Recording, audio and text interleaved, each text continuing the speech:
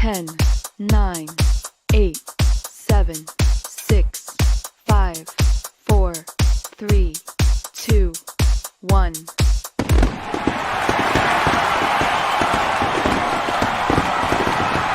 Warning. Viewer listener discretion is advised. The majority of the content of this program is not fact-checked. It is highly advised that it not be used for teaching your children from said content, other than making an example out of the hosts of what they should not grow up to be. Remember this. It's the beer talking.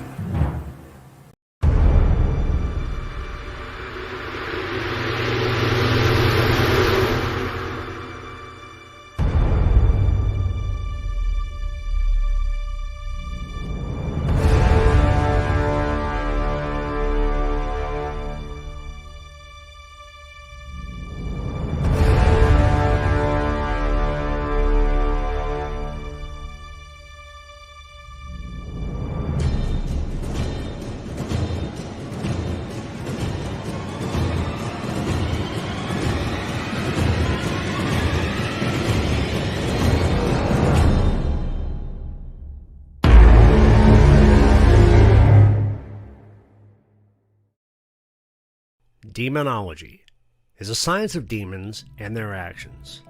The word demon is Greek and simply means a supernatural being or a lesser divinity. In classical ancient Greece, demones were perceived as guardian spirits or as either good or evil spirits who try to influence the human psyche. However, in Christian theology, demons were always considered evil, whereas angels were thought to serve as God's messengers or agents. Since the evil spirits were conceived as being masters of deception, an elaborate procedure of evaluation, the discernment of spirits, was deemed necessary. This produced a science of angels, angelology, distinct from demonology. Theologically, demonology was based upon numerous references in the Bible, both in the ancient Jewish tradition and in the New Testament. The belief in spirit beings was fairly universal, as was a belief in related phenomena such as inspiration, spirit possession, and the struggle against possession by exorcism. Archaic religious systems such as shamanism were based on communication with spirits or spirit helpers. Inspiration was an important aspect of Christianity and still is, as the Feast of Pentecost indicates.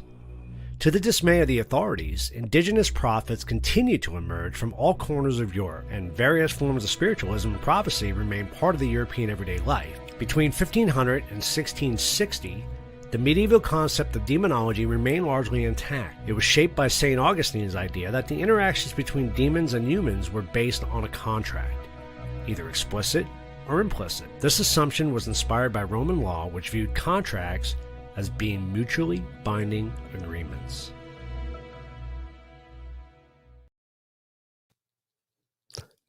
Very nice, Keith. Right? Yeah. I like that. You did a good job on that. Sorry for my pronunciation on some of that, but hey, Yeah. Well, you did a better job than I could. I don't know about that. I don't know. Beg to differ on that one. But, hey. I don't know. I'm just super excited. I know. Me too. Welcome, everybody, to Paranormal Talk. Yeah. That's right. This is Paranormal Talk. Hey. How you doing, Jeff? I think good. How you guys doing? We're doing good. Right on. Can you hear me okay? We can hear you good. Yep. Make sure my mic level is good. Since we always traditionally have our brew at the beginning. Your segment, yep. We're going to go right to it. Because we've got so much to cover tonight. It's right on. So what are we drinking tonight there, Jeff? We are drinking a beer from Belching Beaver. We already did the peanut butter milk stout. This one is Deftones Phantom Bride IPA. So the band Deftones, if you're familiar with them, this is one of 6 different signature beers they've done with Belching Beaver. So pretty cool. Chino Moreno, the lead singer of Deftones, is a huge beer fan. And so it's kind of his idea to partner with the brewery, so they were the ones to do it. It's just your standard IPA, so let's go ahead and just crack it and start drinking. Nothing fancy. This is probably the closest we could get to a groundhog, right? Yeah. Exactly. It is Groundhog It is Day. Groundhog Day, and it was in the 80s today here in the Phoenix area. Nice. It snowed 3 days ago. Yeah, craziness. Yeah. So there was a groundhog beer that we came across online, but neither of us could get it. So Couldn't find it. So the dead beaver has to work for us. It's a cool can. I really like the can. He'll be picked up in the K2 and then he'll run off. And, Right. Yeah. I mean, spring will happen soon enough. Yeah. I hope. That's funny. So this is your. I'm sorry. Oh, go ahead. No, or maybe an SLS would pick him up. Running away. Watch him running away. Yeah. Okay. never know. I'm sorry. Go ahead, Jeff. Yeah, no, you're good. Yep. So it's a fairly straightforward IPA. A little bit more citrus forward than some of the other ones, but it's nothing like a juicy or a hazy, anything like that. Just a It is unfiltered, though. delicious IPA. I don't know if they consider it unfiltered, but yeah, there's clearly some cloudiness to it, though. But anyway, cheers. All right. Cheers. Oh. Well, that is good. Definitely tasting. Yeah, that is good. Yeah, that's what an IPA should taste like. I love that. Mm. It's kind of got that West Coast style IPA, but like I say, a little something unique going on with the hops. 7.1 7.1, ABV. 7.1. And I don't think they list the IBUs, but I want to say they are 55 IBUs. It's not too hoppy. There's not a ton of bitterness there. You get a lot of, like I say, that really just good floral, crisp, citrusy. Yeah, a nice crisp flavor out of those hops, but not so much of the bitterness. Yeah, it's pretty good. That's not bad. But still definitely tastes like an IPA. Yeah. So, and what's cool is the, like I say, there's one of 6 beers that Deftones has done with these guys. And it's Deftones guy who does the artwork for all of their albums is actually the guy who designed the can as well. So Belching Beaver said, basically, yeah, we'll let your guy do the artwork for it. You just have to include a beaver in there somehow. That's cool. With the beaver skull, the kind of that sugar skull look to it. Right. I guess if it wasn't for the teeth, it could probably pass as a groundhog. Probably. Skeleton. Yeah, probably. Yeah, exactly. Oh, okay. What? I heard myself disappear. Oh. Yeah, but again, so Belching Beaver, they're out of Oceanside, California. They do a lot of just really cool beer. They're one of those breweries that gets really experimental. They have like a sake style beer. They do really cool sours. They do your stouts. They do special releases. Obviously, stuff with Deftones. I mean, it's a little of everything. It's definitely a brewery. Next time I'm in Southern California, I'm gonna stop by there because I would love to get a flight of all their different stuff. Yeah. Yep. I would like to try more. Yeah, we'll have to entertain some more Belching Beaver on the road. Yeah, definitely. It's a fun name. This is a fun name. Oh, the other one we did, the milk stout was the really milk good, stout too. was really good. Yeah, they did good on that one. So, but yeah, I know you guys got a lot of show ahead of you, so I'm not going to keep you too long. Like I say, fortunately, this one it's a fantastic beer, but it's pretty straightforward. There's nothing. The most unique thing is the fact that Deftones genuinely, and that's one thing I will. I'm a fan of Deftones anyway, so I kind of have a bias toward them, but they really did actually help kind of create the beer. Especially Chino, who's the one that he's a big IPA guy as well. Of course, the brewmaster at Belching Beaver really did all the majority of the work. Yeah, they really let him kind of experiment with a few things, taste all the different ideas with all 6 beers that they've done. So it's just kind of cool. It's not like the brewery already had this pre-made. It was just like, slap your name on it. It really is something that Deftones kind of put their stamp of approval on. That's cool. Very awesome. Yep. Very, very cool. It's nice when you get something like that and it's just not a silly little gimmick. It's actually a legit tasting beer. No, it's good. It's good for an IPA. Definitely. It's very good. Yeah. I'm glad you guys like it. I would definitely buy this one again. Sweet. That was a good pick. Cool. Yes. Glad you guys You haven't disappointed yet, man. You really haven't. I've disappointed myself, I think, with one of them, but you guys liked it. I don't remember which one, but I didn't care for it. What did we have planned for next week? You guys remember off the top of your head? It's spacing me right now. Oh, I don't. If you don't know, it's no big deal. Obviously, we can talk, but Joey's got the whole thing going on here. All right. Pretty impressed. It's the calendar. January. No, we're in February. Oh, February 9th. Maybe this will help you. Yeah, man. Yeah, man. Yeah, man. Oh, Red Stripe. Yeah, there you go. All right. I do remember that. Yeah. It took me a minute. Right on. I was even just at the liquor store yesterday. I was telling you guys, and I totally forgot to pick up Red Stripe. That one like slipped my mind. I'm even the one who suggested that. But Well, you can find that in the gas station here. Yeah. And they just handed it to me when I walked off the stinking boat when I got into Jamaica. I'm sure. There you go. There you Have go. a Red Stripe. yeah, exactly. Good call. Okay. I'm excited because I've never tried that. So I've never had it. It's excited to decent. try it. Yeah, it's a fun. It's just kind of cool because the bottle's a little bit different Yeah. from Jamaica. The flavor itself, it's a beer. It's a Oh, I'm lager, but It's- but anyway, all right. Well, I'll let you guys get at it. So cheers. Well, Well, thank cheers. you. And we'll see you next week. Have a great evening. You too. We'll see you around. We'll see you. So we have a new man in the back as our producer. Old man. An old man. An old new man. I don't know. Hey, Jack. In the is it under brands or banners? It's under brands. Brands. What are we looking for? Scroll down. And the one that up. says TT Oh, yeah. ABA, the unexplained, down at the bottom. The very bottom one. There it is. There you go. Click on Yeah. that one. You won't see it right away, but So I think you need to give a little, yes, going to a quick little introduction. yeah.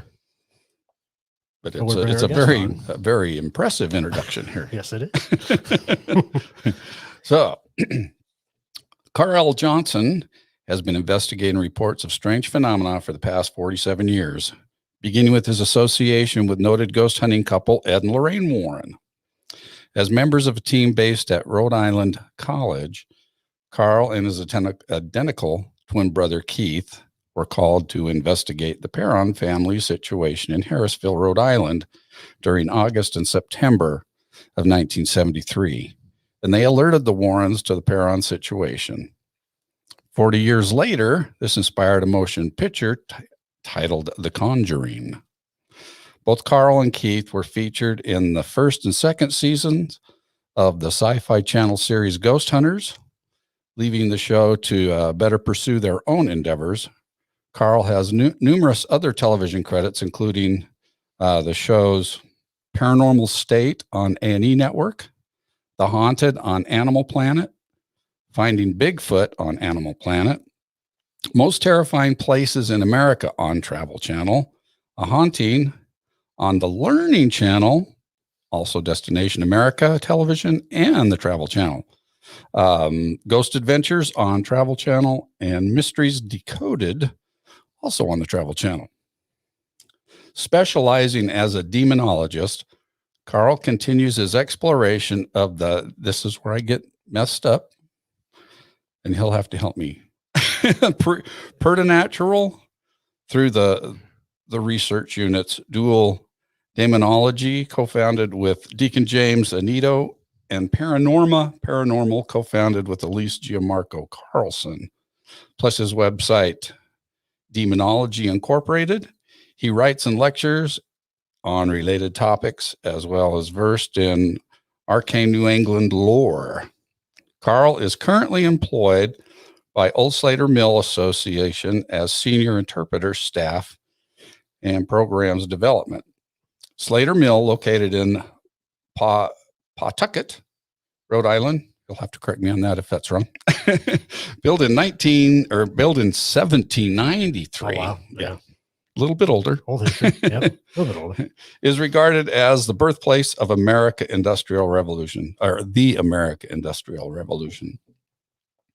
The site is rich with history, and it is said haunting as unexplaining happenings often are noted within all three historic buildings on the Slater Mill I campus. have no doubt. That's cool. So without any further ado, let's bring on Mr. Carl. Johnson. Yeah. Welcome, Carl.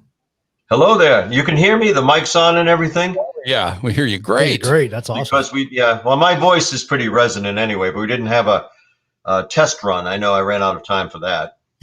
How's your snow situation out there? Well, yeah, we were supposed to get really clobbered yesterday, and we did get some significant snow. but it was supposed to be snowing into today and all that. But it was, I did shovel the driveway out because it's going to freeze. I didn't even have to. It was just mush. I could have driven right out of that. It was dropping off my car. The snow was dropping off my car when I left. So it wasn't the monster we anticipated that was predicted. Not to say it isn't going to be icy tonight. I'll have to be careful. I'm in a studio right now, and I have access to, and I'm 1.5 miles away. So during that 1.5 miles, I'll be particularly careful. Careful, yeah. Yeah. It's been a while since I've had to drive on icy roads. I think ice What'd you say, 80 degrees yesterday or? today. Yeah. Let's Today. see. Oh, what does it say? It's still 75 degrees out there right now. So And we had snow 2 days ago or 3 days ago. It's crazy. just can't make sense of the weather. So. Well, that's quite Well, a that you had there, Carl. I mean, that's. Oh, I was very impressed with your introduction about demonology that you cobbled together. That's excellent. Well, thank you. I look forward to showing that to people. Now, there was only, I think Keith only got one mispronunciation. You said Pawtucket right. Everything was good. That's Joey. You said preternatural. You got that out. The only and you said Elise Gianmarco Carlson. That's not the easiest one. Got Elise's name right, but she is my partner in Panorama Paranormal. Okay. Now, if it wasn't for that 2 T's alliteration thing, it would be easy. But it's Panorama Paranormal. It's got that P thing on. Yeah. So the panorama meaning we explore a wide spectrum of interest. Not limited to ghost hunting or cryptids or whatever. Just if it's anomalous, if it's strange, we'll be the ones who duck under the do not enter caution tape. Well, Elise will first. She sometimes treads where I do not dare. Right. So forever an urban explorer, huh? Oh yeah, there's always something. I mean, if there's like a sinkhole that turns out to be a cemetery, or reports of some strange craft that's landed, we'll be there for that. It's if it's out of the ordinary. It doesn't even have to be leaning towards the supernatural. If there are like discrepancies and historic timelines, we're always researching things along those lines. Right. Well, That's cool. awesome. Well, I need to ask you: are you able to see the comments that scroll in? We'll be thrown. I've got a blank. That section is blank right now. I don't know if I dare to mess with it. I might shut myself off here. But no, I don't. I see the column, but I don't see the comments. So if you could please read them to me, and I'll look at them later. I'm sure we could throw them up on the screen as they come up, and you'll be able to see them. Please do. Yes. Yeah, Jade 777 says he's a big Carl fan, and especially from the Taps days. Oh my. 777. Yeah, that goes back a while. Yeah, I was a member of the Atlantic Paranormal Society for 8 years, and on the show Ghost Hunters, as you read in my little autobiography there, for the first 2 seasons. Then my brother and I left for it was confining in that it was contractual. We couldn't just go on a ghost hunt without violating that contract. Right. So eventually we did it for a while and enjoyed it. And then it was time to leave. So you're kind of simple as that. Yeah. Those things. Yeah. Somebody from the Taps days. I hope Jade keeps in touch. Yeah. I'm glad to see George has a beer. He said. Oh, he's drinking tonight. That's good. Yeah. That's great. Awesome. Yeah, I didn't bring any beer. In fact, I've resurrected from last night. I was not feeling well the last 2 nights. That's nice. And last night at this time, I was saying, "That's it. I'm done. I've got COVID. 19. I'm going to be isolated. I just hope I get through this." And then in the morning, I was, "What's the problem? I feel okay." I've had that before where I have kind of a flu and it lasts for 24 to 48 hours. Then suddenly it lifts. And I'm thinking that's what it is. I did have my second COVID test this morning. So, pending results. Let's see how I am. So right now, I'm fine. With your taste buds? No, it hasn't affected that. My sister asked me that. I can taste and smell. I have my appetite. In fact, I'd have a morning exercise regimen I do. It didn't take too long. But I did double today to make up for what I missed yesterday. Just kind of to prove to myself, I'm all right. Right. Yeah.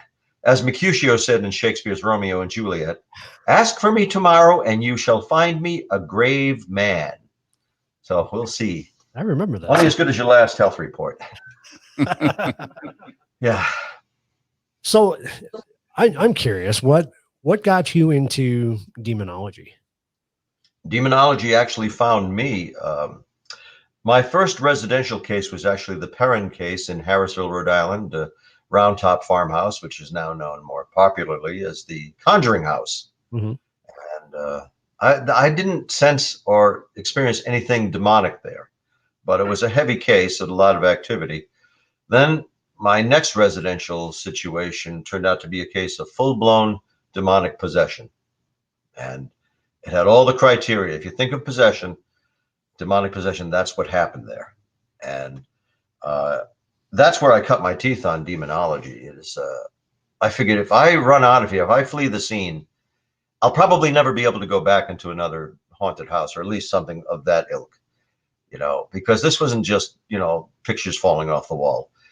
This was confronting someone who was under phasic change in personality, and, could be a violent episode.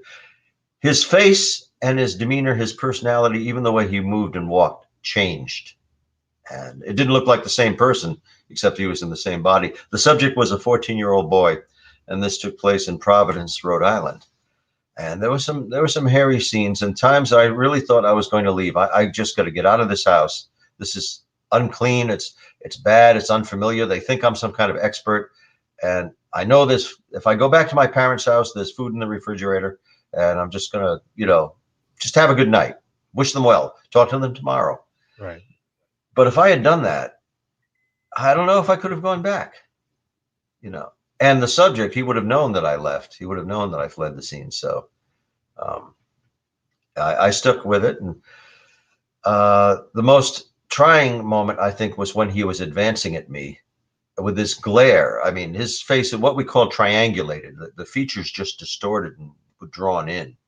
Now, of course, there were psychological ramifications as well as the paranormal, but there was a lot of paranormal going on. And he was approaching me he had murder in his eyes, it looked like. And he was just ferocious looking, it didn't look quite human, even though he was a boy of 14. He was my height.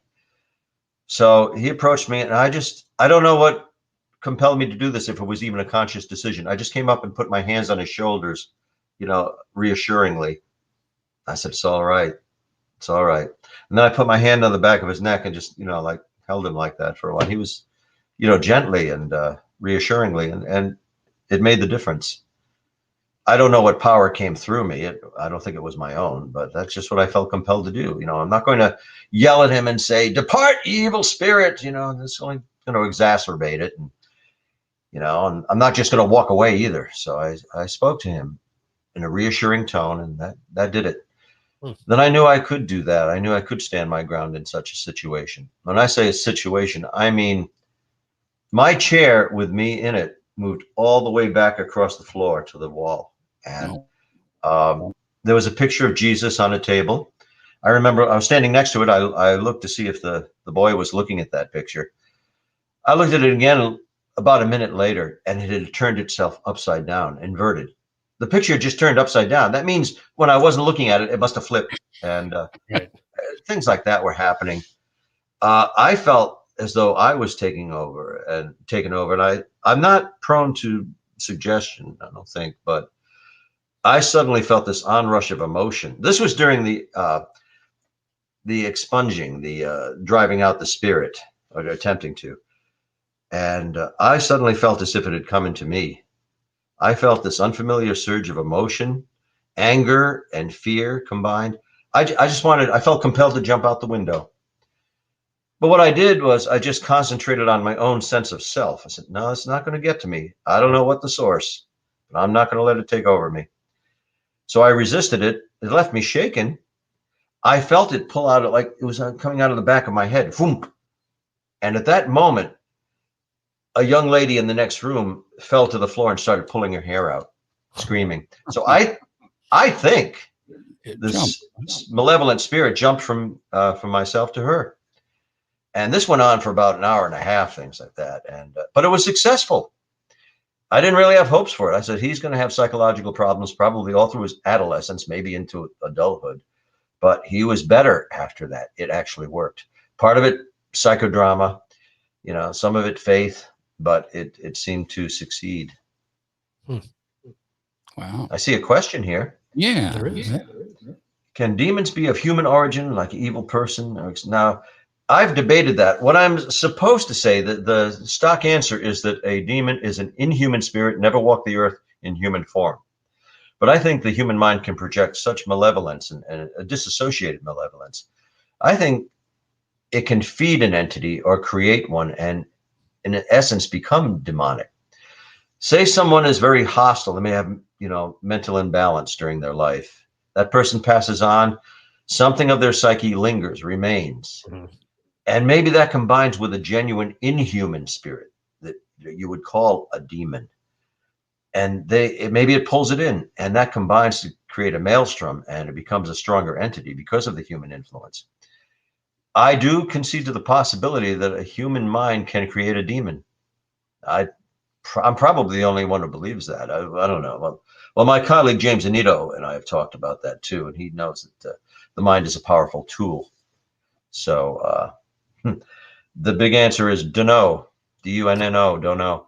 I think it's possible it can happen. I think a human mind can create a demon. Interesting. I think that Demons. I Should I read the next question from Wendy Clark? Do you think demons mess with someone who is more religious more than non-religious people? Yes, definitely they do. Oh, it depends. The criteria is always different. I've never encountered a demonic situation where there was not some kind of seriously unresolved conflict or suppressed trauma. There's always some psychological imbalance. And I'm saying the person is not necessarily mentally ill, the person that's being afflicted, but there's always something that draws it in. Right. Therefore, a religious person is more prone to demonic oppression or even possession.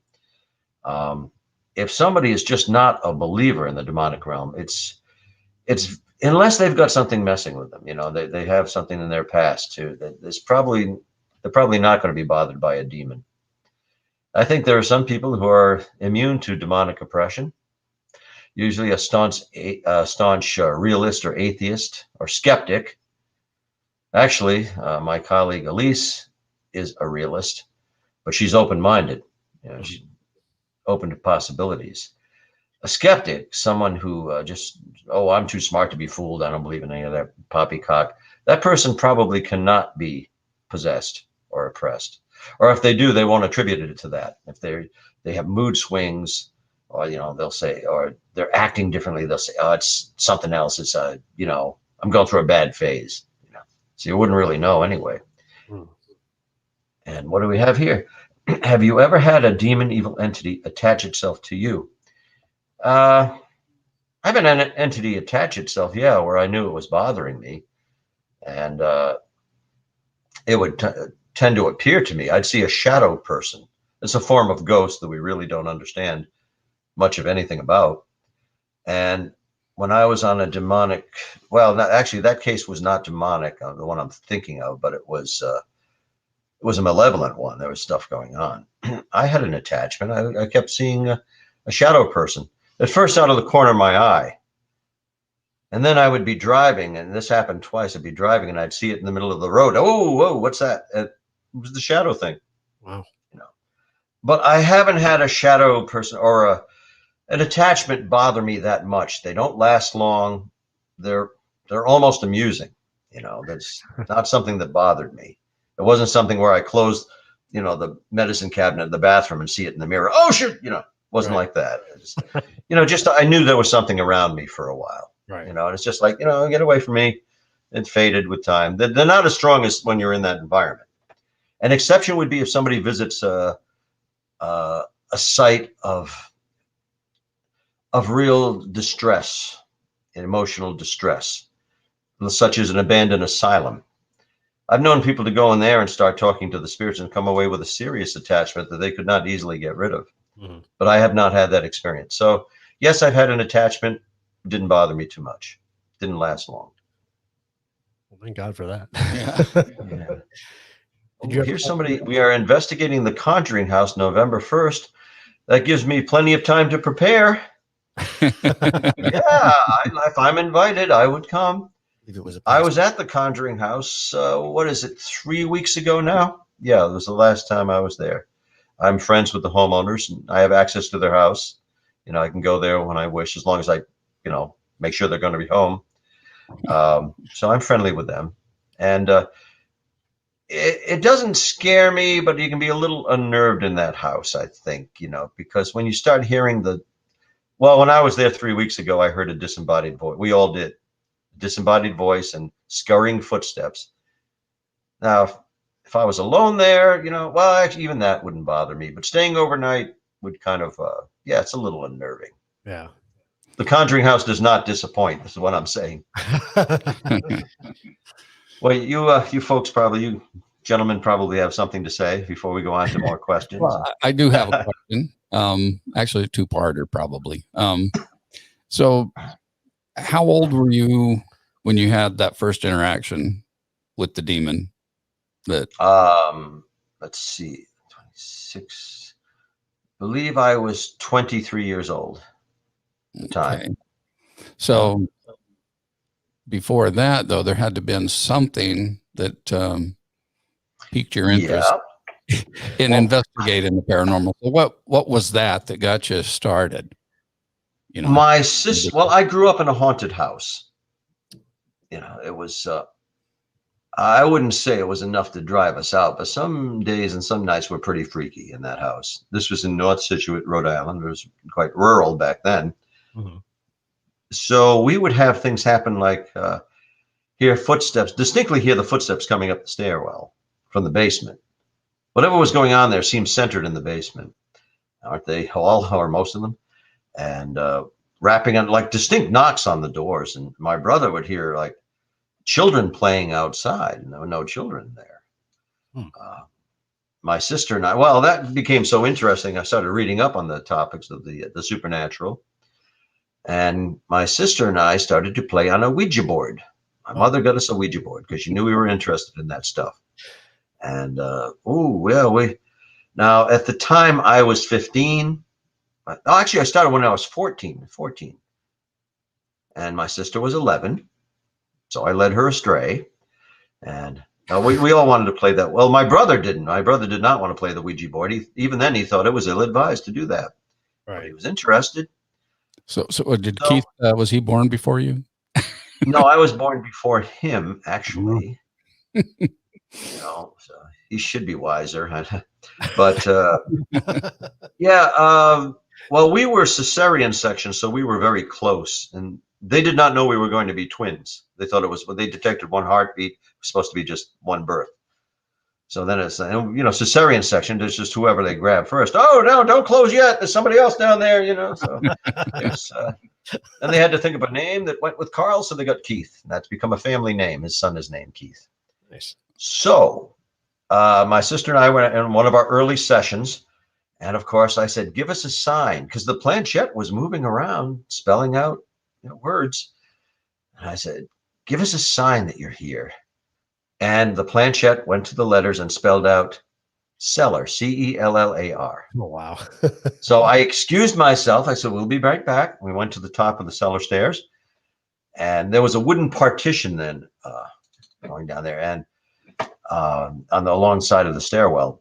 So we waited there about 20 minutes. We were just about to give up. And then we heard 3 raps on that wood panel, partition. And so we looked at each other. Well, we got something. A minute later, 3 more knocks. So we knew we had something. Mm-hmm. So that only increased our interest in the spirit board. And eventually it started to give like nasty messages and threatening. And then it was nice again. And, it was a parlor game. It was interesting at the time. Right. I took it half seriously, but we did get that phenomena. And it wasn't long after that, setting it up in that basement, that cellar, we had storage, chairs and a dehumidifier down there.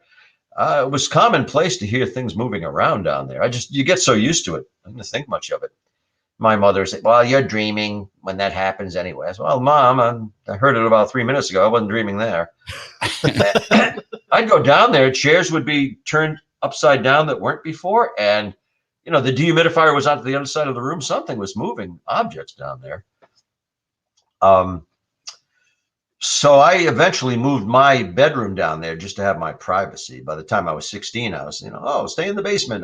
Give me all kinds of respiratory problems, but I had my privacy. Moved the black and white television down there. All right. I've been there for a few weeks, and then I start hearing the banging and thumping again. I said, oh my, I'd almost forgotten about that. Now it's happening while I'm down here, and sometime after that, it wasn't a couple of years later, I got my first EVP, electronic voice phenomena. Those are incidents where a sound or especially a voice, and it could be in the context of a paranormal investigation or just a random incidental, some voices imprinted onto the audio recording. And a friend of mine and I, we were recording some music and talking. We're playing back the recording we made. And, we heard this voice, it sounded like slow motion. Like, someone help me. So that sounds like it's saying, someone help me. Wow. I never heard of a spirit voice before, like of it being recorded. So my friend had a recorder that would speed it up, and he accelerated that recording, and then you can hear it say, Carl, help me, help. I said, oh boy, we're on to something now. This is a spirit voice. Then I saw a program In Search Of with Leonard Nimoy hosting, and they were talking about spirit voices. I said, oh, I wasn't the first. People have been doing that for some time. Then I started to see something down in the basement. I'm still living down in the basement. I was sleeping down there. And I started to see the form of a woman down there. I mean, this was a real bona fide ghost. I'd just gone to bed one night. I heard the thumping. I said, oh, here we go again. I haven't heard this in a while. I really heard things moving around. It's like somebody was in there moving objects. And then the noise stopped. It was enough that I got out of bed. So I'm wide awake. And then I saw this woman walk across the floor. You'd see her. I really saw her, very distinct, detailed. The spooky thing about it, at first I thought somebody's down here. We got company or somebody's down here, And this is all within like less than a second. I'm reasoning this. But what was particularly eerie about this apparition was that as she walked, she moved up and down, but there were no sound of footfalls. She wasn't making any sound. Right. And just that was really spooky, scary at the time. And then she walked by me. She came really close. She walked by me and faded into the shadows. Then that happened again, and it happened again. So I knew we had somebody. I thought it probably came from the spirit board that my sister and I would play on. So I never knew what to make of that. I thought that was probably the one who said, Carl, help me. But I couldn't understand it. And I saw the clearest I ever saw her was I was taking care of my grandfather. He was convalescing, had a problem with his back. So it was dawn, and I was going to go back to bed for a little while. So I laid down, wasn't anywhere near asleep. I was saying, look, and there's a woman standing next to the bed. This reflexively, I said, hello. And then I knew who it was. It was that woman. I could see her eyes. I could see hairs disheveled. It looked like a person in, like vintage clothing. Wow. Looking right at me with that very static stare, not blinking. And this is going on for about 3-4 seconds. I'm really looking at her. And then that's a long time to see a ghost, by the way, about 3 seconds. And then she just evaporated from the bottom up. She vanished. I remember leaning on my elbow and I said out loud, how am I ever going to get anybody to believe this? So that and a couple of dozen other stories I could tell you about growing up there. We had a haunted house. In fact, there was an episode of a haunting on Travel Channel, as many of them are. And the episode is called Dangerous Games. And that actually tells the story of me growing up in that house, my siblings and me. I narrated, and my brother and sister do. And they do reenactments. shows me when I was, the actor portraying Keith and me when we were 16. Actors. Whenever that airs, I start getting the text messages and the phone calls. I said, "See, I told you I was a good-looking teenager." With somebody else, anyway. But yeah, but it's about 80% accurate, that episode. They just kind of tie it up quickly at the end. So that's how I became involved with the preternatural, exploring the paranormal. I've been interested in it ever since. I guess I always have been. And I met the Warrens when I was 17 at Rhode Island College. It's neat. And I was invited to join a group based at Rhode Island College, PIRO, Parapsychology Investigatory and Research Organization. And while the Warrens were speaking, they were asking questions of the audience, and I raised my hand and I said a couple of things. They said, "Come up here, young man." I actually was speaking with the Warrens. I said, "Boy, I'm glad I showed up tonight." And after their lecture, I was invited by that group to join their team. And so we would meet at Rhode Island College.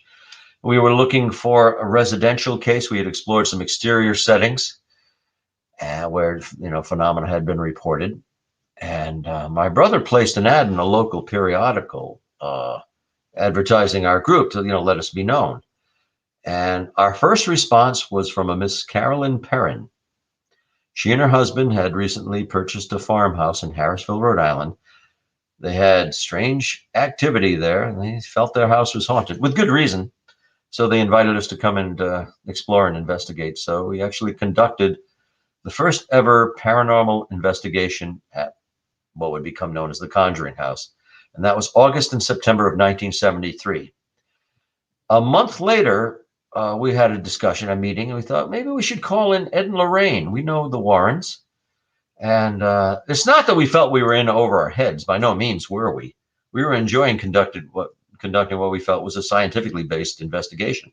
So we called in Ed and Lorraine, and they actually, I called them to consult, but they volunteered to come to the house. And they did. And Mrs. Perrin gave them a tour of the house. I was on the phone with Mrs. Carolyn Perrin every day, like it'd be 6, 7, 8 times she would call, updating me on the activity there. So we had a good rapport. So the Warrens came, and we showed them around. I was part of the tour. And we were not to hear back from the Perrins for another, I think it was 16 days. Now, Carolyn Perrin was telephoning me just every day. Suddenly, no communication. So we had another meeting of our Pyro group, and we figured that either the Warrens have a very serious case and they're working on it diligently, or that it's fixed and we don't need to be there anymore. For whatever reason, we're not hearing back from this family, so we'll let it go. Then 16 days later, after that, introduction of the Warrens, I introduced the Warrens to the Perrins, and Carolyn phoned me and told me she apologized for not having been in touch. She told me that the Warrens had told her and her husband, Roger, that they could be of no help unless they were the only paranormal investigators there. They said, we were just a bunch of college kids. We couldn't do any good, just get in the way. But what the Warrens conducted was not, they performed an intercession, not an investigation. Right. They were convinced that the house was demonically haunted. And actually, they had a falling out. It did not end well between the Perrins and the Warrens back in those days. They had a falling out, and that was because a seance went very wrong. The seance that was conducted October 30th, 1973. I was not part of that. So, I would not see the Perrin family for the next 40 years. My brother did. My brother was more in touch with them. But I actually didn't physically see Roger Perrin. I didn't see Carolyn Perrin even after that, but, distance. But Roger Perrin and his daughter, Andrea Perrin, I would not see them for the next 40 years. Wow. And, but it was a good reunion when I did. We have another question. What could this be? Do you want me to read it? Yeah, you can read it. I've been dominating the scene. You haven't gotten too much in. Oh, you're good. You're good. Okay, thank you. Do you think if you demand a demon to leave in God's name and it is a powerful demon, do you believe it has to leave, or are some demons not affected by your faith in God and won't leave? Well, sometimes they do stick around. If you proceed with faith and a confidence in that faith. You're going to at least nullify the haunting, but some surprisingly stick around. You can lessen their power, but it can be difficult to eradicate a demonic presence. Some reason, for whatever reason, they'll stay. But you can kick its butt, and you can diminish it, and you can ward it. I've just known of a couple of situations where the demon wouldn't leave. The caveat is the homeowners, the residents, who had called me in, and me and a team in, they were not taking advice. They wouldn't do everything we advised them to do to nullify this haunting. Right. Like one situation that transpired in Brooklyn, New York, and I was then a member of TAPS. We told the homeowners, don't resist it, don't yell at it. You're only going to strengthen it if you do that. But I would ask them, so how's it going? Oh, no, since the stuff's happening, it's back again. So, well, what do you suppose incited that? Why did it come back? I don't know. We yelled at this thing to leave us alone and not bother us anymore. So that's what we asked you not to do. Right. Because you're dealing with something invisible, mostly. And you can't just yell at it and command it to leave. I mean, but if one does, they have to do so with confidence and, direction and, reliance on faith, really. So I don't think it's impossible to banish a demon. But suppose one is of a Christian faith and the demon is not, a Christian demon, or a Judaic demon, then it gets tricky. But I think if you proceed with a forthright purpose, and confidence that you're doing the right thing, that's going to at least nullify it, and eventually it will leave. So the answer, like to most of these questions, is yes and no. Depends on the situation. Everyone's unique. So when it comes to real life demonic possessions, is it really anything like Hollywood? I mean, or is it totally off base, I guess, is what I'm looking for. Because, you see people, all kinds of stuff happens in the movies, when people get possessed. I'm sure just by what you're saying, real life is a lot different than that. I mean, is there anything that's been really, really scary to the point where you were afraid? Sometimes it is, yes. Sometimes it's not too far off from what you see in Hollywood. Okay. It's usually more subtle and drawn out and a longer process and a longer experience. But as far as the real scary manifestations, sometimes I've had days like that. I've had encounters like that. We actually see a person's face change and the impossible happens. And you can analyze it afterwards. Right. Some of it was the psychological impact to this, trauma the person was experiencing. Some of it you just can't explain away, but yeah, it can be like that. One remarkable case was Anneliese McCall in Germany, who in the 1980s was going through a terrible demonic possession, and it was fatal. One could say she died of possession, but she actually died of malnutrition. I don't think she received the proper care. But, and I'd advise anybody who's, easily disturbed by such matters, you shouldn't look this up, but you can find it online. There are recordings and plenty of pictures of that exorcism performed on Anneliese. And it was the basis for the motion picture, The Possession of Emily Rose. Oh, okay. Yeah. That was very true to life. They just changed the names, and they have it set in America, not in Germany. In fact, exorcisms in the country of Germany are now outlawed because of that, and another case that happened. And I believe that one was fatal too. If the person doesn't receive the proper care, it has to be more than religious clerical intervention. Right. You need a sound psychiatric intervention, evaluating what medication she's been prescribed, or he or she. So, but in Annaliese's case, that's the most tragic example of demonic possession of which I can think. I'm sure that the possession was genuine. Do I think it was a demon that just rent her and took over? No, not totally. I think there was demonic influence. But she should have been distracted. She should have been pulled out into the light. More people needed to care for her.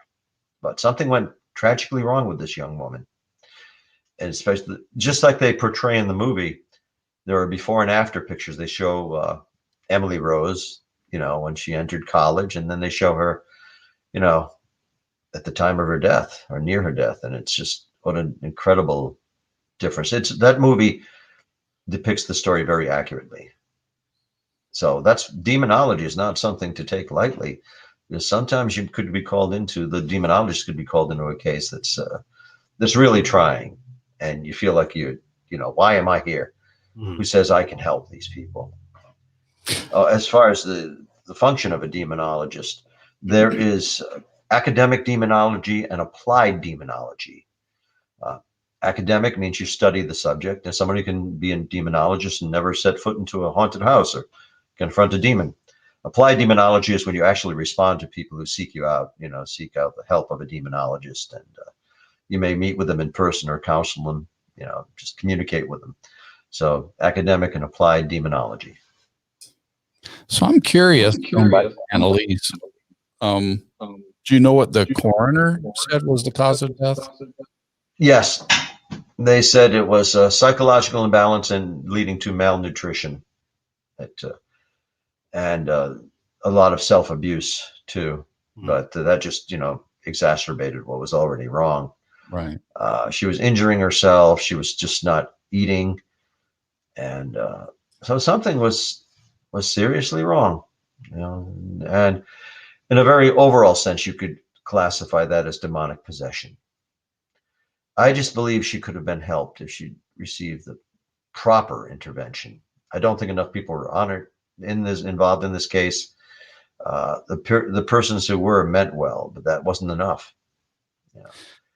I would have to personally evaluate her and have met her to have said, more about it.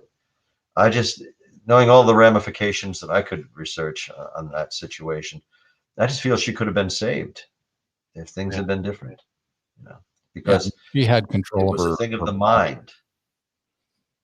Yeah, she had control of her own body. Then she would probably take better care of herself. Yes. So. Have you ever run into, I think the thing that always creeps me out the most dealing with possessions is when they start speaking in different tongues. Like they'll speak in languages they would have never known otherwise. Have you ever been witness to that? Have you ever seen that happen? Yes, I've heard of it, and I've heard people speak in tongues, religious fervor. But as far as a possessed person, I was involved in a case that took place in this was in Oklahoma. It was in El Dorado. That's how they pronounce it. El Dorado, Oklahoma, near the Texas border. And there was a member of the team. They called me in. Oklahoma Paranormal Research called me in, and I was glad to assist. But this woman was taken over. She really seemed to be possessed. To hear her voice change, we have a recording of it. Now, I didn't meet her because she had to drop out of that case. It was just too much for her. And to hear that voice come out, it sounded like it had a syntax, a grammatical basis to it. It really sounded like a language. To me, it sounded somewhat Native American. And, we tried even playing the recording backwards, but couldn't get anything that made sense. But she was obviously taken over by something. So I have heard a recording of that. Very, very upsetting, I thought it was. Yeah. It gave me the chills to hear the recording even. They submitted that to me before I came there. Actually, that was documented for a paranormal themed television show. That was The Haunting, or The Haunted. It dealt with how animals react to paranormal activity and influence. The Haunted, and that was Leave or Die was the title of that episode. And I was involved in that. That took place way back in 2009 into 2010. That was going on. Oh, look at this. A Harrisville Farm question. So this is by Wendy Clark. Hello, Wendy, again. So on the Ghost Adventures episode, you did Harrisville Farmhouse. When you got affected at the table, did anything follow you, or did you have any problems when you went home? Actually, no, I did not. The way it's edited, I wouldn't say it was falsified. No, that really took place, but it was all voluntary. I was speaking with the Ghost Adventures crew, and I said, all those years ago, when I was here in 1973, I felt that something wanted to speak through me. I always felt the house had a message, and I would like that to come through. I said, I should be responsible. I'm a demonologist. I have to set a good example, but something's compelling me to just let this house speak through me, and I don't know where it would go. And of course, that's all I had to say. And Zach Bagans, the team leader of Ghost Adventures, he said, Carl, please let it speak through you. Please, we're here now. I said, I'm curious as heck because I'm feeling that now. Now, I could have gotten up and walked out of that room at any time. Mm-hmm. Yeah, I wasn't that taken over, but I didn't even know what they were filming and what they weren't. I didn't know the cameras were on me when that was happening. So I just let it, whatever came to my mind. And it really did. It was palpable. I felt this overwhelming urge to speak for it. And I didn't know what I was saying until we played it back. Now, maybe I was channeling the house, but I was not possessed. As I said, I could have gotten up and left, but it was fascinating to me. And everybody wanted to see what would happen. And what it said through me was, don't leave, don't go. Kept repeating that, and everybody's, wow, oh, ma, oh, this is unbelievable. Then they all leave me alone in the room and go someplace else, So, okay, a little spooky now. Yeah. But it was then that I saw the blackness come into the room. That's endemic to that house in Harrisville, that there's something black black, the absence of light, something dark. Mm-hmm. It can manifest in two ways. Either the room you're in becomes dark and say, wait a minute, is there like a solar eclipse outside, or, the light's failing, or what? Or you actually see the black thing. I won't even call it a mass because it's formless. It just comes in, but it seeks egress. It goes down stairwells and, through doors, open doors. It doesn't just osmosis go through a wall. It has to find some easier passage. It's been seen coming up from the well downstairs. Mm-hmm. What it is, I don't know. I think it's just the house has been around since 1736. I think it's accrued so many memories that those memories have taken on a personality, an evanescent life. And that's probably what you see going around. It's not evil. It's just eerie when you see it. And that's what came in to the room when the guys left me alone in there. Maybe that was deliberate that they left me alone. They wanted to see what would happen. And I debated as to whether I should even say anything, because everybody's going to expect me to say that I saw something. Right. But what have I got to lose? I'll tell them. And it was filmed.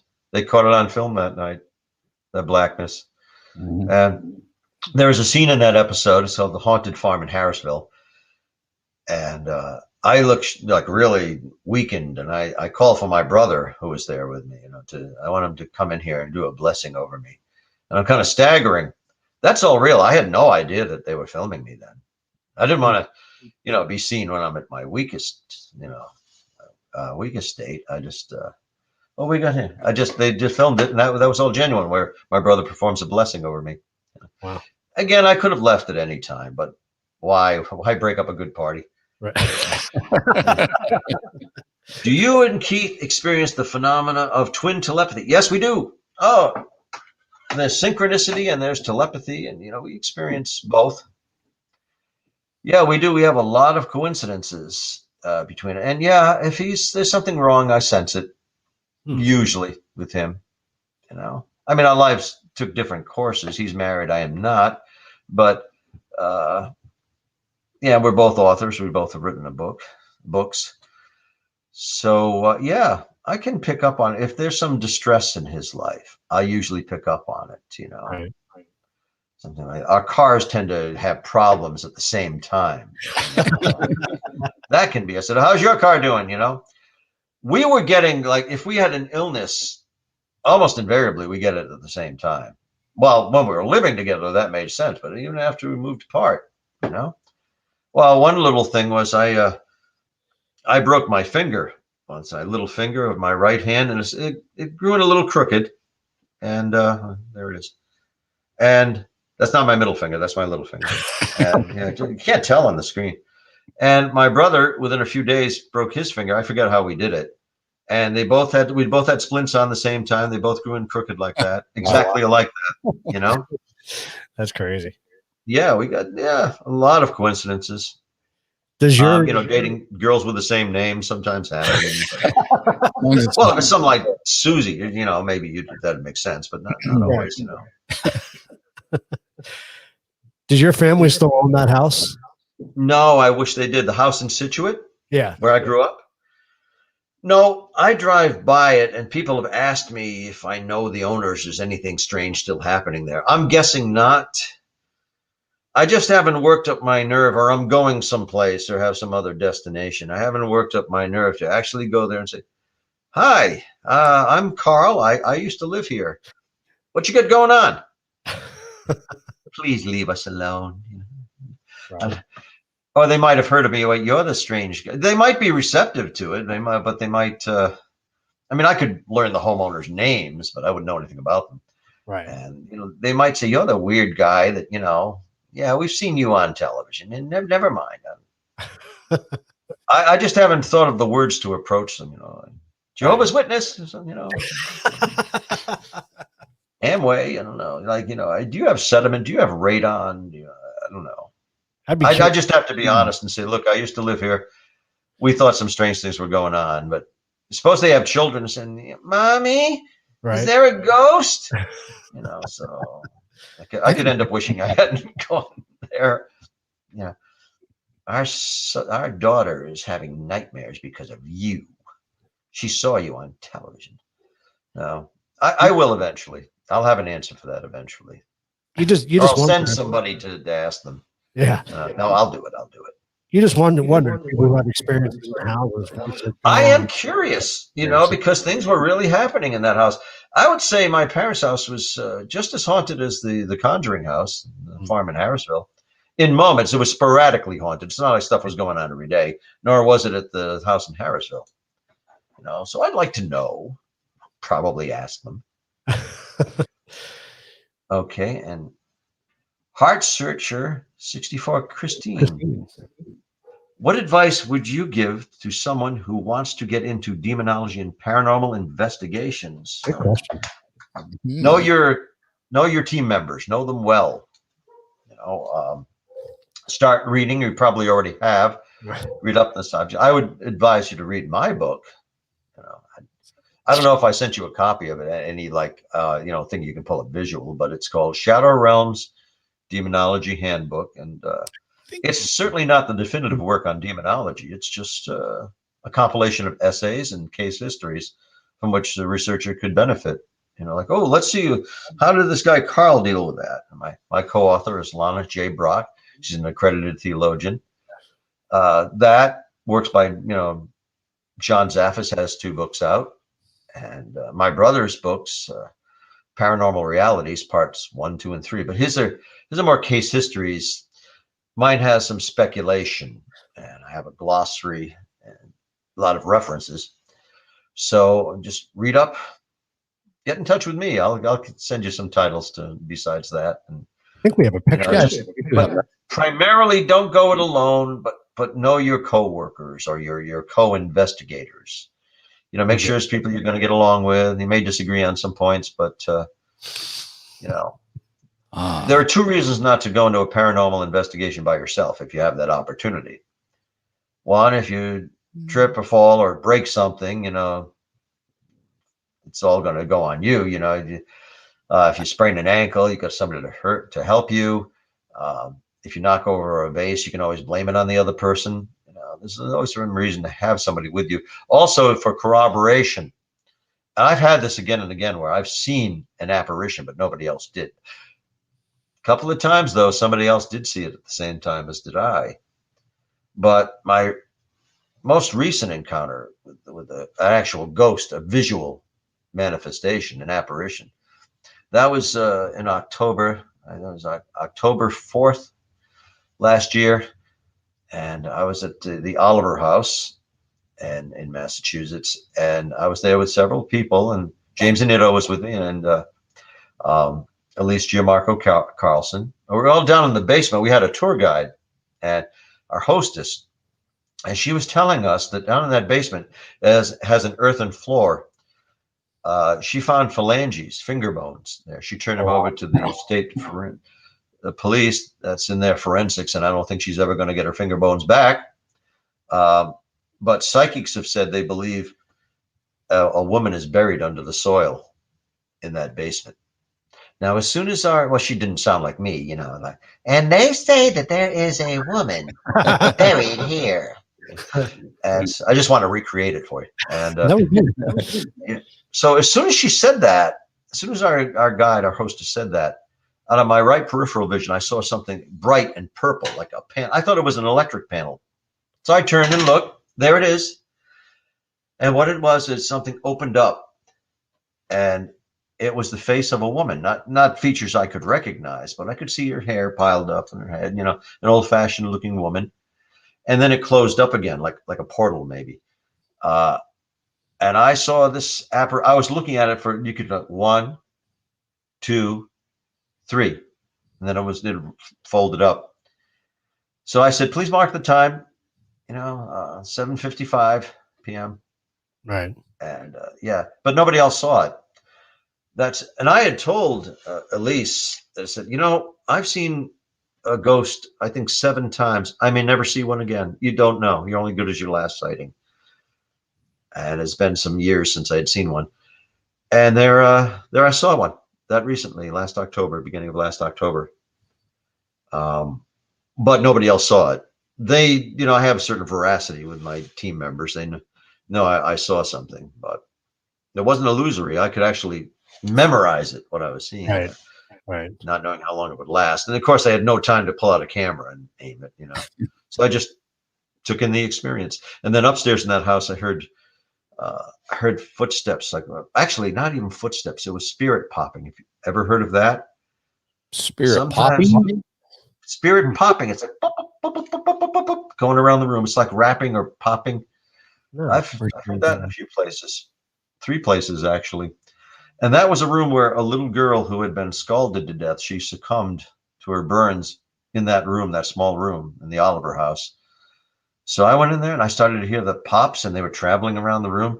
As soon as Elise walked in, they stopped. So that was meant to be my experience. So it's rewarding yet frustrating when you don't have it recorded. You don't have anybody else there to see it. Just tell an interesting story. Well, you did send us a picture that I wanted to talk about a little bit. A few of them, actually, or a couple. Yeah, we'll remember, you know, this question. Do you want me to field that? And then you can, if we have time for you to show my pictures. Red one. I don't want to talk. I don't want to talk myself out of my pictures. You know? I know this is the one that Joey wants to talk about. Okay. Now that is, to the best of my knowledge, that is the photograph of a demon's face, a demonic visage. And I'll tell you why. I had clients in Coventry, Rhode Island. They had a severe haunting. It was actually mostly poltergeist activity. Objects were being tossed around while we, the investigating team, were there. Well, homeowner called me at it was 2:30 in the morning. Said, "Man, we got to get out. It's really doing things. It's throwing stuff, and we got to get out." And they gathered up their children and just left with, you know, just grabbed a few belongings.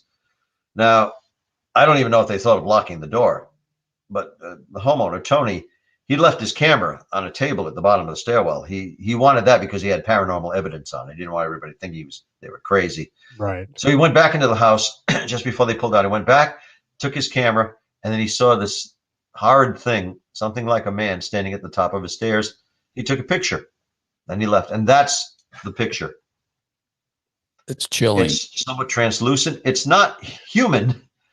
It's got a distended jaw, as if it could unhinge its jaw, the lolling tongue, just looking into malevolence, you know, looking at the face of hell. I don't know what it is.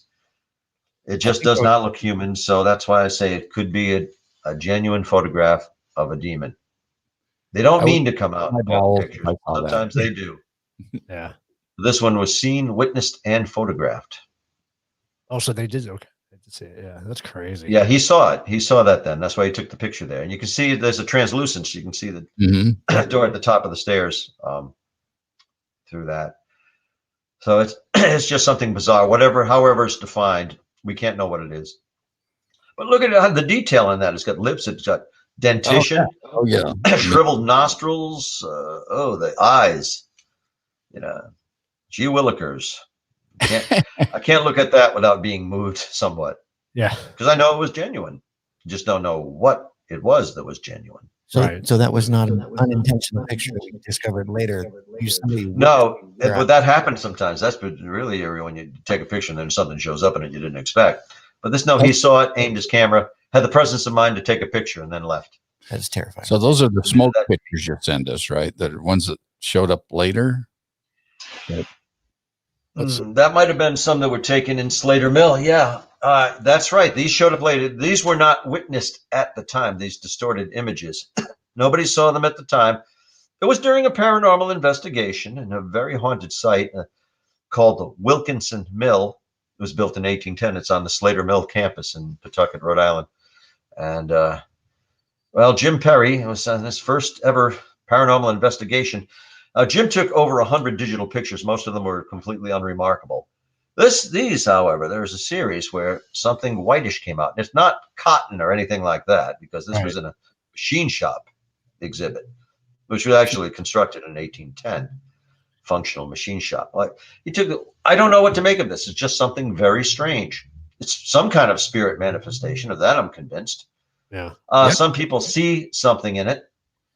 Down towards the bottom, some persons have interpreted it a figure in prayer attitude with, arms and folded and hands in prayer. I don't know. It's just a distortion. It's ectoplasm. It's interesting. It's very interesting, whatever it is. It's very reminiscent of watching Poltergeist. That Oh yes. Smoke was going down the stairs. Yeah, that's Poltergeist. Yeah, it does look like that. Carl, do you think I'm crazy? Of course I do. No. Carl, do you think I'm crazy for wanting to be scratched by a spirit? People tell me I am. No, because persons want to experience the remarkable, the unusual. And you didn't say you want to be thrown downstairs by a spirit, clobbered by a spirit. You just want to get a little stretch. I've had a spirit scratch more than once, in fact. I've seen it happen.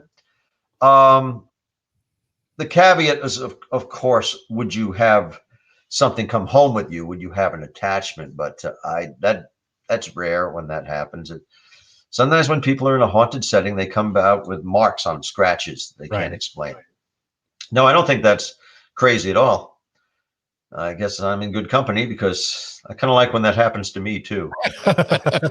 When I can show somebody, look, I didn't do this. I don't know how it happened. I think I've been able to once show people my spirit scratches, and I've gotten them a couple of times. Wendy has. If it's parents, they're not going to believe you. Wendy has the tendency of attracting that type of interaction, though. Yeah. Lucky girl. Yeah, she's been goosed by cowboys that aren't there. Yeah, spirit scratch is pretty minor compared to that, huh? Yep. So Mario, well, if we have another question, I'll field that. I don't know if we weren't able to get to a question. Let's say, all for this. Do you think that doing what you do is a calling? I do, because I keep being called back to it. If I get away from it a while, somebody will alert me to a situation, or somebody needs serious counseling. And often through a series of coincidences, I'm called back to it. I don't consider myself saintly. I don't have a perfect faith. I am more of a secular demonologist, and my colleague Nathaniel Gillis, and my close colleague James Anito, and my brother Keith, they are religious demonologists. I am not. I am a Christian with questions. I should wear a big question mark, as a pendant. But then I look like the Riddler. So I just, I do feel it's a calling. I keep getting called back to it because I do have some propensity to help people. One situation that comes to mind then was in Edmond, Oklahoma. I was called into that to assist. That's when I met my good friend Mike Ricksecker, who has authored a book, Walking in the Shadows, about shadow persons. And this was 10 years ago. And we were both, he was a member of the Oklahoma team.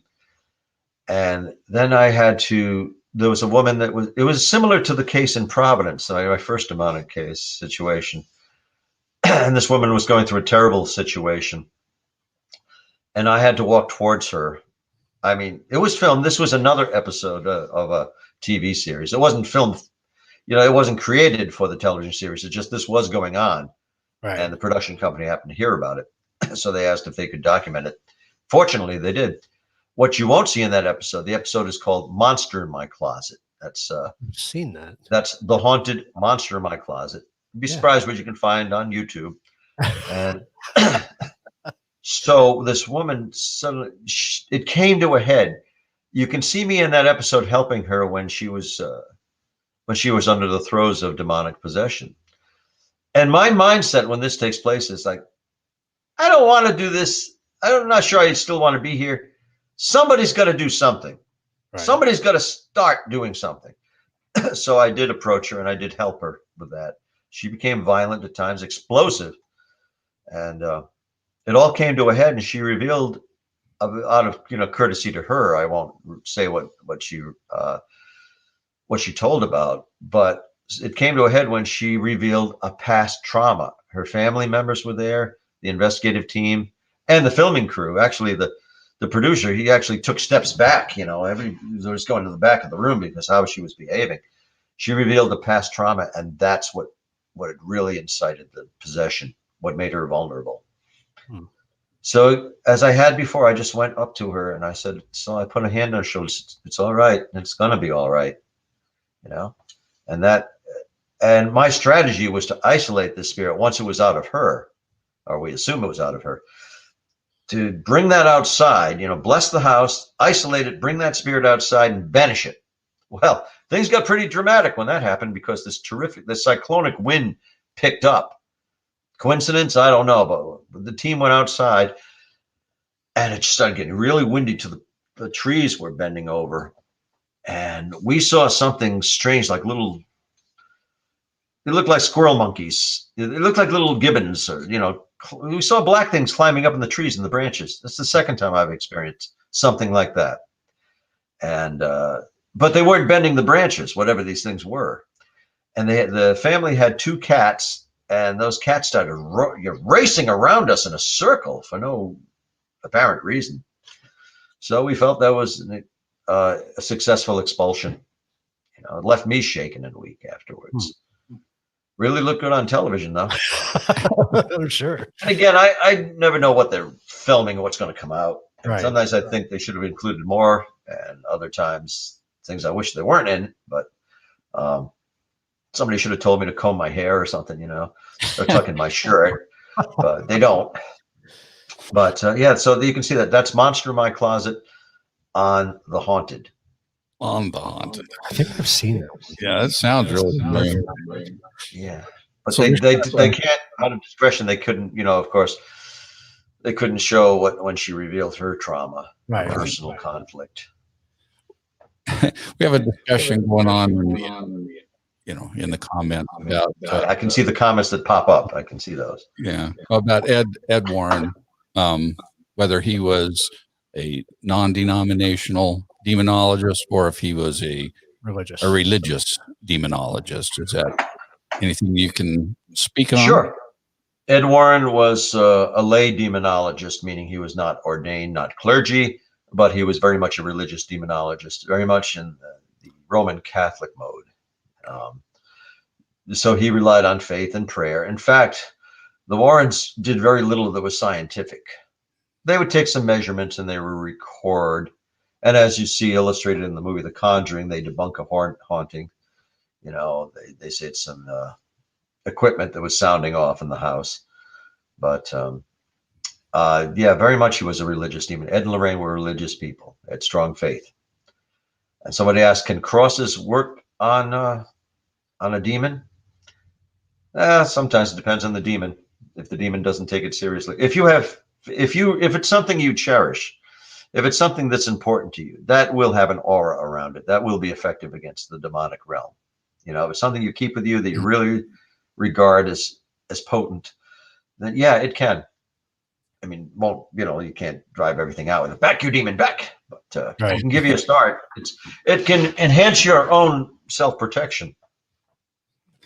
So yes, they're good to have. Good tool. That kind of brings me to my question. One word I haven't heard you mention much tonight, and I'm curious your thoughts on it, is an actual exorcism. What are your thoughts on exorcisms? There is the Ritualis Romani, which is the formal rite of exorcism in the Catholic Church. It's very solemn, very wordy, and it's very solemn. That can be very effective. That's under extreme measures, when that is employed, and it has to be performed by an ordained priest, and he will have an acolyte assisting him who may or may not be ordained as well, but should be. So you've got two clerics performing the exorcism, and that's the big guns. That's when there's real problems, but it's a powerful psychodrama too. It has a majesty to it. It's very influential. It can be useful as a psychodrama. And of course, having a faith in it will enhance its effectiveness. I've been involved in and actually directed expulsions, which are not formal exorcisms, but it's basically driving the spirit out. It can be a tribal rite. All cultures have this, where you accede to the presence of a demon. You believe that there is a demon or some invasive spirit. You want to kick it out and get rid of it from the person, from the home. And they can vary in their procedures. But it's basically using what works for you, prayer, a pre-resolution that is going to succeed, that you're not going to be driven out of the house, and just getting rid of the thing as best you can. So yeah, those are two forms of exorcism. You can call an expulsion an exorcism, but it should not be confused with the formal Catholic rite of exorcism. And my friend James Anito could elucidate on that as well. Because he has studied that exorcisms. He hasn't been involved in one yet. Well, he's seen one, but he has not performed one yet. Interesting. Wow. Talk more about that. Yeah, it's that's when the rubber meets the road, so to speak. When you if someone is attending, if somebody is pursuing demonology and they attend, they're somehow welcomed at an exorcism, which they probably would not be unless they are the exorcist or the assistant. Then that's what thing, because you don't know moment to moment. That's what makes these things so unnerving. Even exploring a haunted setting, you don't know minute to minute what's going to happen. It's that element of the unexpected. So yeah, if I was at an exorcism, I would be I'd be leery. I have been, I've been steeling myself, bracing myself, saying, whatever, I'm going to feign this confidence and then it will become real, but I'm not going to be driven out. Right. There's something that kicks in too, if you're of a certain personality type. It's like throwing myself under a bus, all right, let it target me then, and it's going to distract it from other people. Right. You don't know how you're going to react until you're in a situation. Like a child, I've seen a child walk in front of a bus in Providence, and there was no time to go around the other side of the bus or to think it out. So I had to run and grab that child out of the way of the bus. I don't think I'm a super brave person either, but I did that. It's reflexive because I knew I would be disappointed in myself if I didn't. Right. Just about 11 months ago, I helped somebody out of a burning house. Well, I was living at the house, so I was motivated to anyway, but what the standard thing to do would be to call the fire department, call 911 and get out of there. If you can take somebody with you, fine. But I put out the fire because it was a 1906 house. My friend owns it. The woman who was living there, the older woman, she became hysterical. So I had to pick her up like a lamp and carry her down as she's struggling, carrying her down the steps. She kept jumping in front of me. Oh, put it out, Carl, please, God, put it out, put it out. But to get out of my way, that would facilitate it. You know. And I'll tell you, after that, I'm rather surprised we're having this conversation, because now I know how people die in fires. Right. I made 4 trips up to extinguish with a pan of water, a bucket of water to extinguish that fire. It was actually traveling up the wall in the bathroom, and somebody put a cigarette out, or thought it was out. And I remember when I went up, my strength just left me. I opened my bedroom and it was like smoke. I could see the outline of the window. Mm-hmm. And then I started to go down. I couldn't breathe in and I couldn't breathe out. I started to go down. All my strength had left me. If I had fallen on that floor, that would have been it for me. I could not have pushed myself up. I used up all my strength putting out the fire. So I just threw the bucket toward the fire, and then I felt my way down to the bottom of the stairs. And in the meantime, the lady of the house had gone back in and sat on the couch and lit up a cigarette to calm her nerves. Something kind of, odd to me. But I told her to stay on that porch. And then I didn't know if I could survive this, because I wasn't breathing in, I wasn't breathing out. I thought my heart would give out. So I made my way to that car, made the call I needed to make, and just sat there until I said, I can't even drive myself to the hospital. Right. I don't know. I can hardly dial now, but press the buttons. But I was all right in a few minutes. Of course, all the fire trucks showed up, and remember the fire marshal was there, and he's also the chief of police. He said, "Well, what happened?" Because I looked, a blackened face and all that, but I could breathe. EMTs checked me out. They said, "You got a lot of soot in there, but your lungs are okay." And he said, "Well, what really happened?" I said, "Well, it was Ash Wednesday." And I said, 26th of February. And I said, "Well, I was thinking of getting the imposition of ashes, but now it seems rather counterproductive. I guess that was to show him I was all right, And so he came out, the firefighters, they said, the fire marshals, the chief said, "I don't know how this house is still standing. I don't know how it is." And the fire chief came back and he said, "You're a hero. You unquestionably saved this house and that woman's life." But really, I didn't have time to contemplate it. It just seemed like the right thing to do. There was no thing like, "I'm brave, I can do this." I was like, "No, I'm desperate.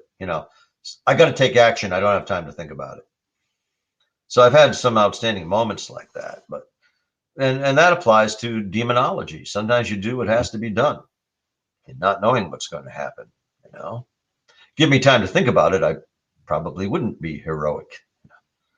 But okay, have you ever experienced a skinwalker? I've seen some strange things, a shadow person, but I don't think it was a skinwalker per se.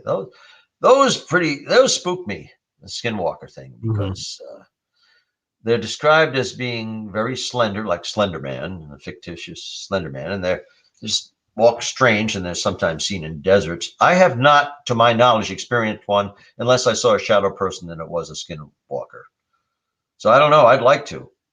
I don't think I want to be alone when I do, because there's something about this tall stick figure actually in motion. It's like, oh, what are you? I think these things are transdimensional. I think there's some type of or types of ultra terrestrials. Yeah. They come from another reality parallel with ours, but so close that they can cross over. Right. So this is a perfect or otherwise to really talk about your Panorama Paranormal, because I know from what I'm reading, I mean, you do dive into cryptozoology and Panorama will. and all that fun stuff. So yeah. So here's the question about Bigfoot. Okay. Yeah, I was a Bigfoot researcher for a few years. I mean, I did other things, but I never got paid for it. But yeah, I got paid for a lecture a couple of times. But yeah, Bigfoot. Oh, my answer is not popular with either the Bigfoot enthusiast or the skeptics, because yes, Bigfoot is real, but it's a modern myth, and all myths were one time embraced as reality. So yeah, yesterday's Yeah. yesterday's creature becomes tomorrow's myth, or it can go the other way. I think Bigfoot is real. I've heard it. I haven't seen it, but I've heard it. I've talked to very credible eyewitnesses who had nothing to gain by telling me these stories. In fact, some didn't want to be named. But I think it will never be caught. They'll never have a viable specimen. There are bits and pieces of Bigfoot sometimes, and DNA that's turns out to be blood samples that are some kind of primate, and everybody but not classified as any known species. And everybody forgets about it after a while. It goes on a TV show, and then nobody thinks about it after a while. Right. I just don't think it will ever be proven.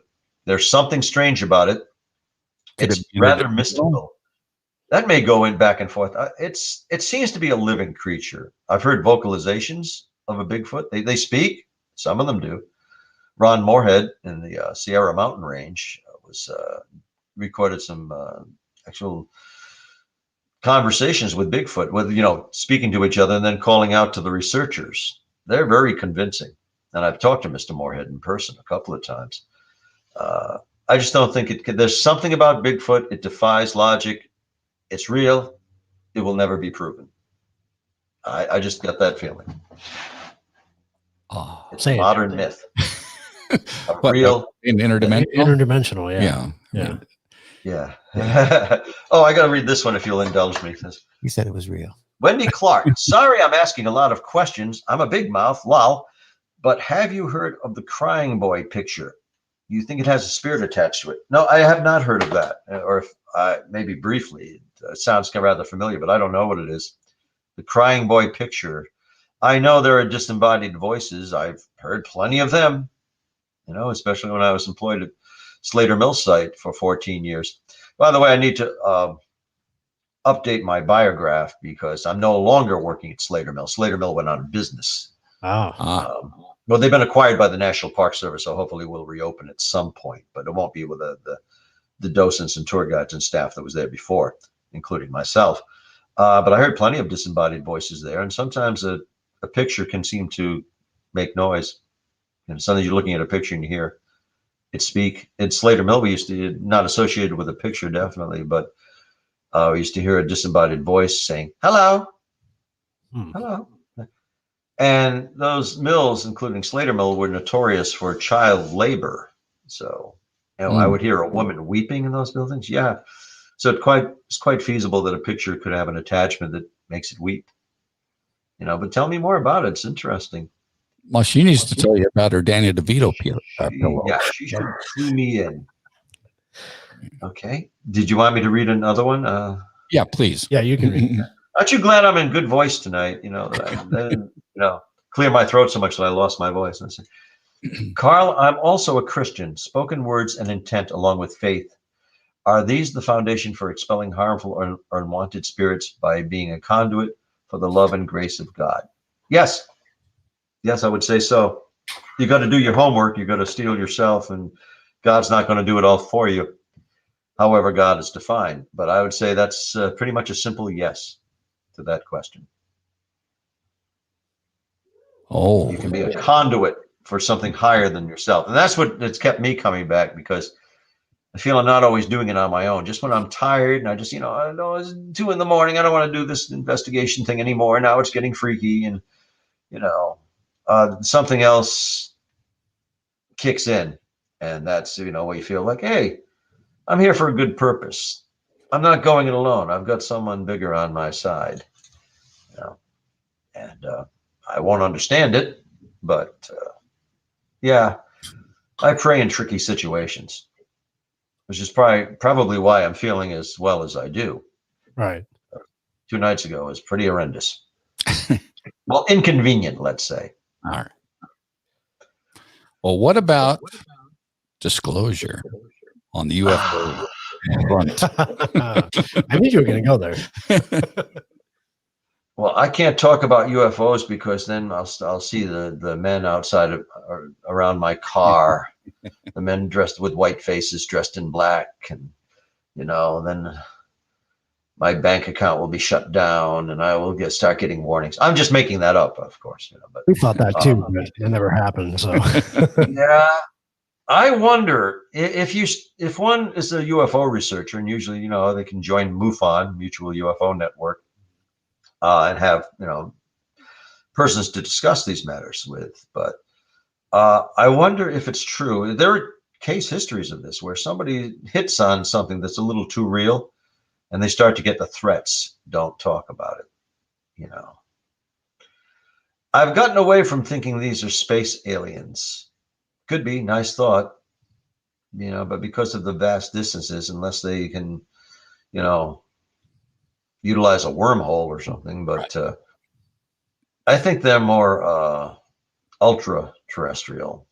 They're not so far from us. Right. In the ocean. The government or governments know something that they're not telling. That much is certain. These things are out there. They're seen by too many people. Right. There are abductions. There are sightings. I know easily a dozen people who have seen, and they aren't the kind of people you think would be UFO buffs by any means. They've seen something very strange in the sky. The government isn't telling us something they don't want us to know. They feel we're not ready, or would incite a panic, or maybe they just want to benefit from it, or maybe it is some division of the government, but it's something beyond our technology. Some persons have said that, GPS, global positioning system, came from UFO technology, from a crashed craft. Right. I don't know. I think we're pretty smart, and some of us are, but I just can't program them very well. Right. But yeah. There's something to it. There is a race or a system of beings prevalent throughout our planet, and we're under surveillance. For what purpose, we can't know. Right. If they were hostile to us, they could wipe us out by, they could create and synthesize some virus that would, pervade the world. Oh, wait a minute. We have something like that. Yeah. But, I think there is do I call them a species, a race, aliens? There's something that is very interested in us. Mm-hmm. And, it's symbiotic. They're associated with us. We are with them. And I think if somebody does tap too close, just getting disturbingly close to the truth, that they are going to start finding things. There's going to be intervention. They're going to be threatened. They're going to be warned to leave it alone. Right. Personally, if I had such experiences with these nether beings, I would go along with. I would keep my mouth shut about it. For one thing, I'm a demonologist, and who's going to believe me if I start saying I've seen UFO people? I talk with them, these guys. It's like, look what he's into now. Right. But if I start, then it's true. But I would accede to the pressure. I would not talk about it. It would be enough for my own edification that I knew a little bit. Right. Because I know next to nothing about it. Just case histories and reports from people. I guarantee you there is something pervading our society. There's some presence that hovers around us, infiltrates us, and does not want to be revealed. And why isn't everybody talking about the UFOs and the UFO people? Because like most phenomena, it happens. There's it's a kind of a stir about it, not an uproar, but it's a stir about it. And then people go back about their lives with amnesia. We can't live wondering about UFOs, or about space aliens. So we just go back to our normal lives and, oh, that was something. There have been so many times that unexplainable crafts have been seen going over the sky, even before there was, photography or anything. You couldn't take pictures of these. They show up in Renaissance paintings. They've always been talked about. Right. And we just go about our business. It's not going to create any big upheaval. 3/4 of the people don't believe they happened anyway. Right. Exactly. But there is something. There's something out there, and I would like to know more about it. Yeah. Jimmy Carter said he'd like to know more about it. Bill Clinton said he'd like to know more about it. I think they keep presidents in the dark for. Yeah. Good I don't reason. think Donald Trump ever cared about them very much. No. We do have a question. Oh, yes. Do you want to read it? Yeah. Jack, can you go back a little bit? So Mike the Bigfoot, his son is on, Jeremiah. He had a question on fairies. If you believe that they are demonic in nature? No, I think they're real. I don't think they're demonic. I don't think they're harmful to us. I mean, maybe some demons don't hate us and aren't harmful, but we never hear it from them. But fairies, yeah, they're elemental spirits. They're another race, another system of beings that inhabit our planet. And I don't think like the Cottingale fairies. I don't think they have wings and they're delicate little Tinkerbells. But they're another race. They're only semi-physical.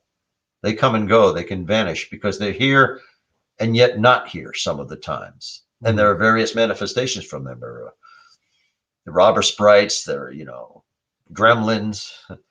There are, one malevolent species you could call fairies, the Pukwudgie in Native American law. I think we talked about that. Yeah. Yep. We did a whole episode on gnomes. And so gnomes is another one. The gnome is supposed to be an earth spirit associated with earth. Yep. There are sylphs and undines. Salamanders are associated with fire. Undines are the water. Gnome is the earth. Yeah. So I don't know what to say about them except I believe they're real because I've seen enough pictures from credible witnesses. My friend and colleague Andrew Lake, he runs Greenville Paranormal in Rhode Island. He had a picture to show me of a Pukwudgie. He did a whole spate of research on the Pukwudgies, personal research. So he showed me a picture. Hey, this. Oh, yeah. He's got something there. He's got, you can see the eyes. It looks like a malicious leprechaun in a way, but it looks singular and unique. And another friend of mine, that's Nancy Snodgrass, and we met at a conference in Cambridge, Ohio, a Bigfoot conference, and she said she had a picture to show me. They thought I was a big deal for some reason. She had a picture to submit to me of a Bigfoot with its family, the juveniles. And she said they have beards. I said, well, yeah, of course, I'd like to see that. She showed me this picture, and it's like, wait a minute, that doesn't look like Bigfoot. That looks like, all I can call them is elementals. You got like elves there. Not cute little elves, but elves. Quasi-human things, like a little monkey-ish, but, just strange things. And so she had a family of them. Explain an elemental. I mean, you're a definition of an elemental. An elemental is a spirit associated with the terrestrial, with the earth, and they are energy forms. They're not of human origin. Right. They proceed from the earth. They are created from the earth, and they have an awareness to them.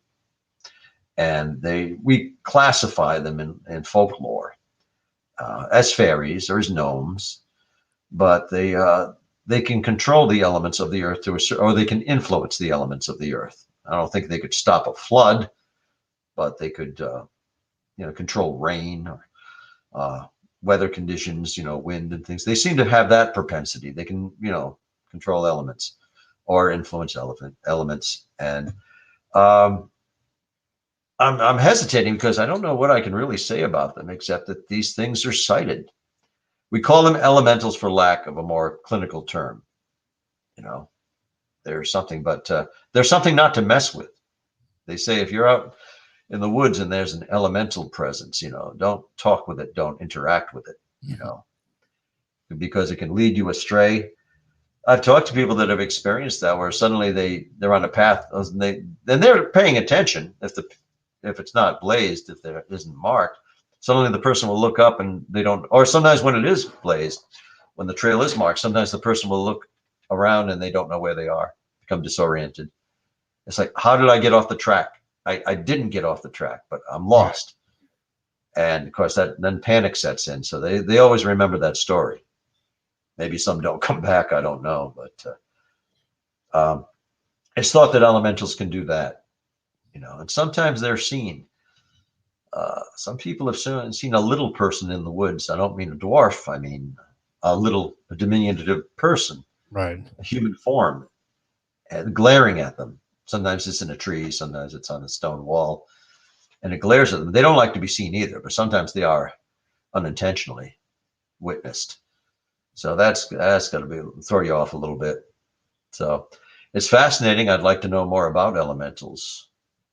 And do you believe that the Native American culture make contact with elementals? Do you believe that's in their spiritual beliefs? Maybe. I don't think skinwalkers would be elementals. No, but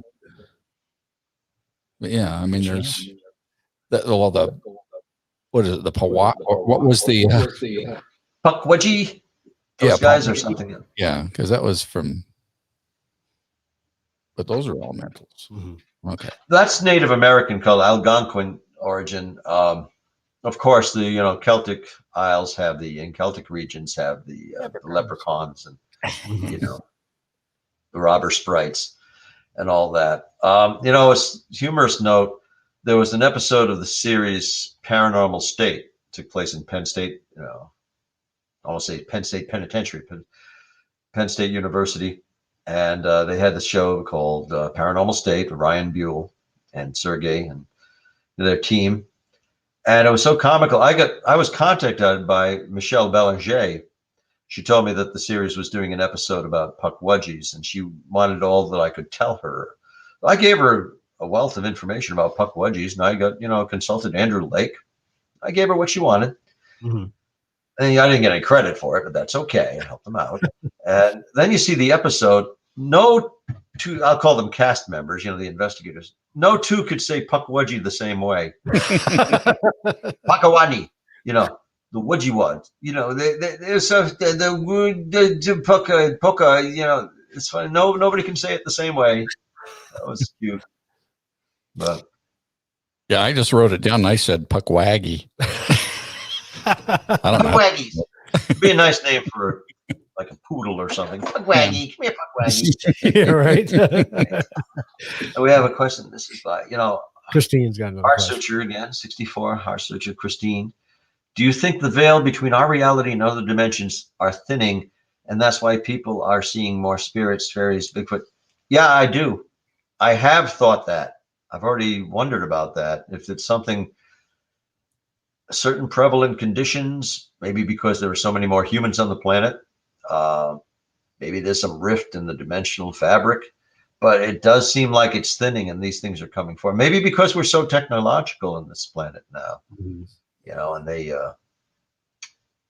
or maybe enough electric and radiation, radioactive power has been generated throughout the substrate of our planet and in the atmosphere.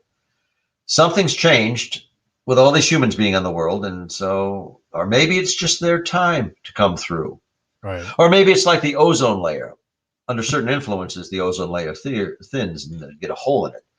Right. So fortunately, we're supposed to be going over to battery powered, but I'm not waiting around to, 2030 or something, but to get mine, I won't be able to afford it. But yeah, it seems like they're coming through. Something's changed. That could get back to the UFOs people coming through. Right. Exactly. Or maybe we are approaching critical mass in our society, and they figure it's their time to come through.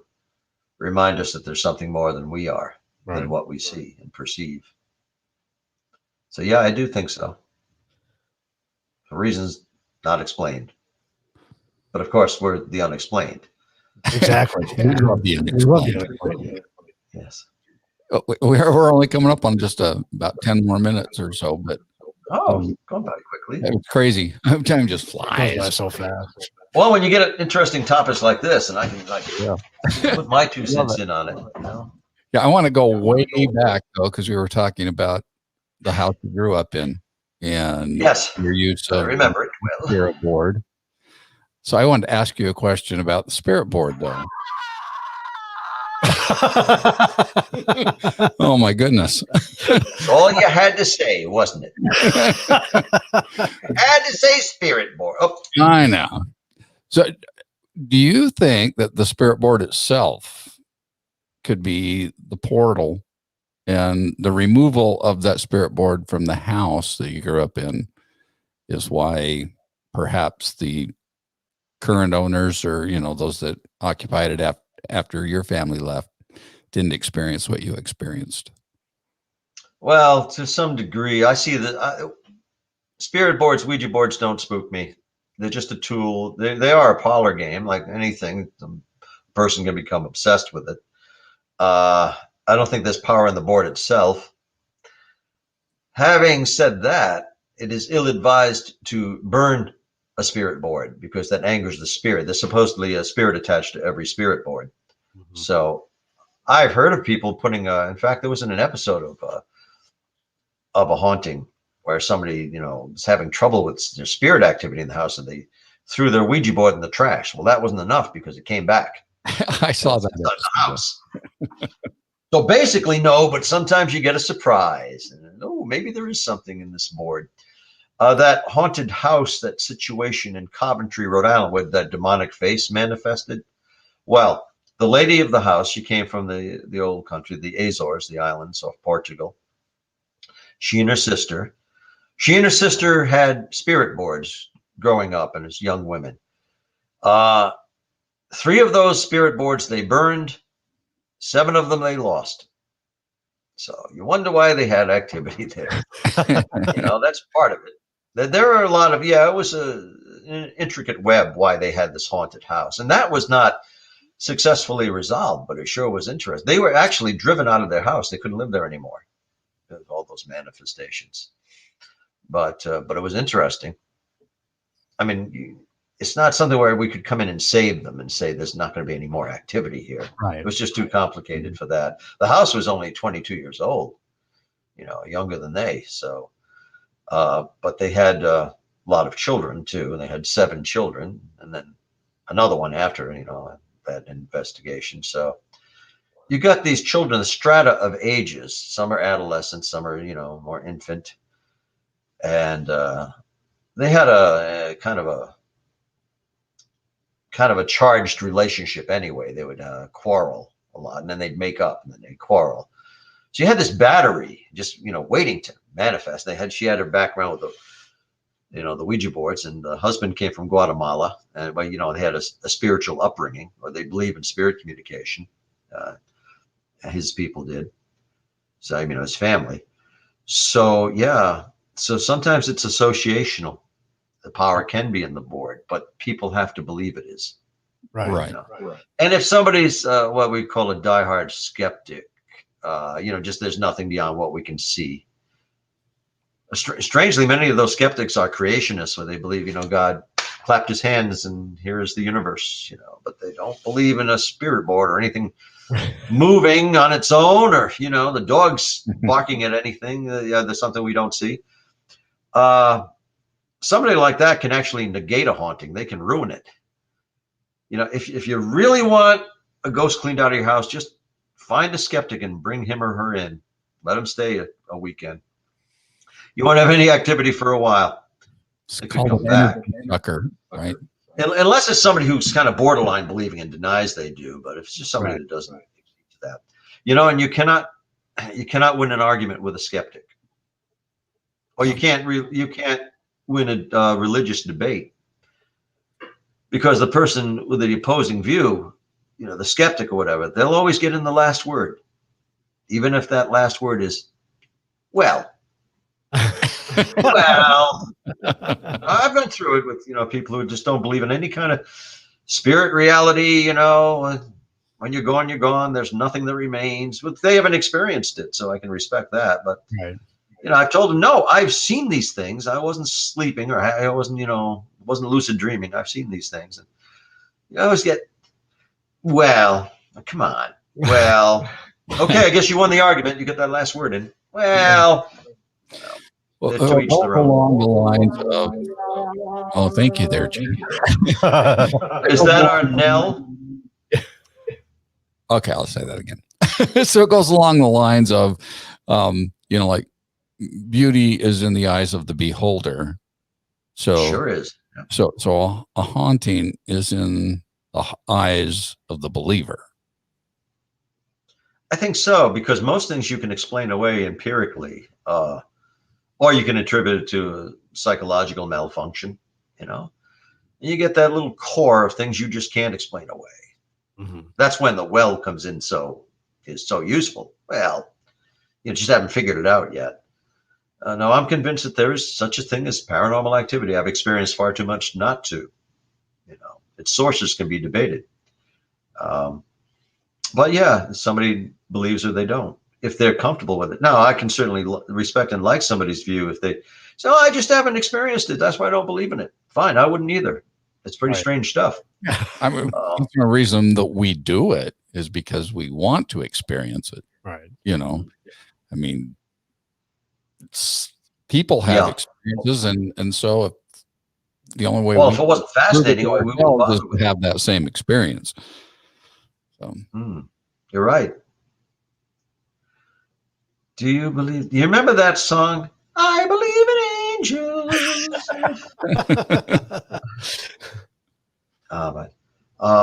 I had a dream. Yes, I do. I don't understand angels either. I don't understand angels any more than I understand demons, except demons could proceed from our psyche. I only I believe in angels. I was brought up to believe in angels, and it's a very comforting thought. I don't pray to angels, but I certainly ask for their help sometimes. And I know somebody who had an angelic encounter, and she convinced me. I had no reason to doubt her because she'd only told me about it. Maybe a girlfriend or something. That she went to a store. She lived in Narragansett, Rhode Island, and she was a team member for a time. So she told me that years before she was looking for something for her grandmother. As a little grandmother used to be, I think it was that her grandmother was a ballerina when she was young. So she's looking for something exquisite, some little ballerina figurine. So she went into a store, and the proprietor said, "No, I'm sorry, we don't have anything like that. You could try another store." So and an elderly man, small elderly man, came up to her and said, "Dear, I think I have what you're looking for. Let me go into the back room." And he came out with this exquisite little ballerina. And she said, "That's just what my grandmother would want because, it's unique." He said, "No, this is one of a kind. You won't find another one. They don't make these anymore." So she brought that home, and her grandmother was so pleased by this figurine that Laura went back to the store to thank the elderly gentleman. And the store owner said, "No, we don't." Store manager said, "No, there's nobody here that is like that." But she said, "Well, you must have a sale. You must have that recorded." Said, "Well, we probably do, but there's no little old man that you're talking about. No elderly person was working here." Huh. Now that to me is angelic, and I can't say that without a lot of emotion, right? Because she was a very special lady, and the way she told that story, you would believe in innocence again, despite this world as it is. That's a precious memory. Her telling me that story. Huh. And it can't be repeated by her because she's no longer with us, but that makes the memory all the more precious. Right. Sure. Wow. We've covered a lot of ground here tonight, haven't we? We really have. We really have.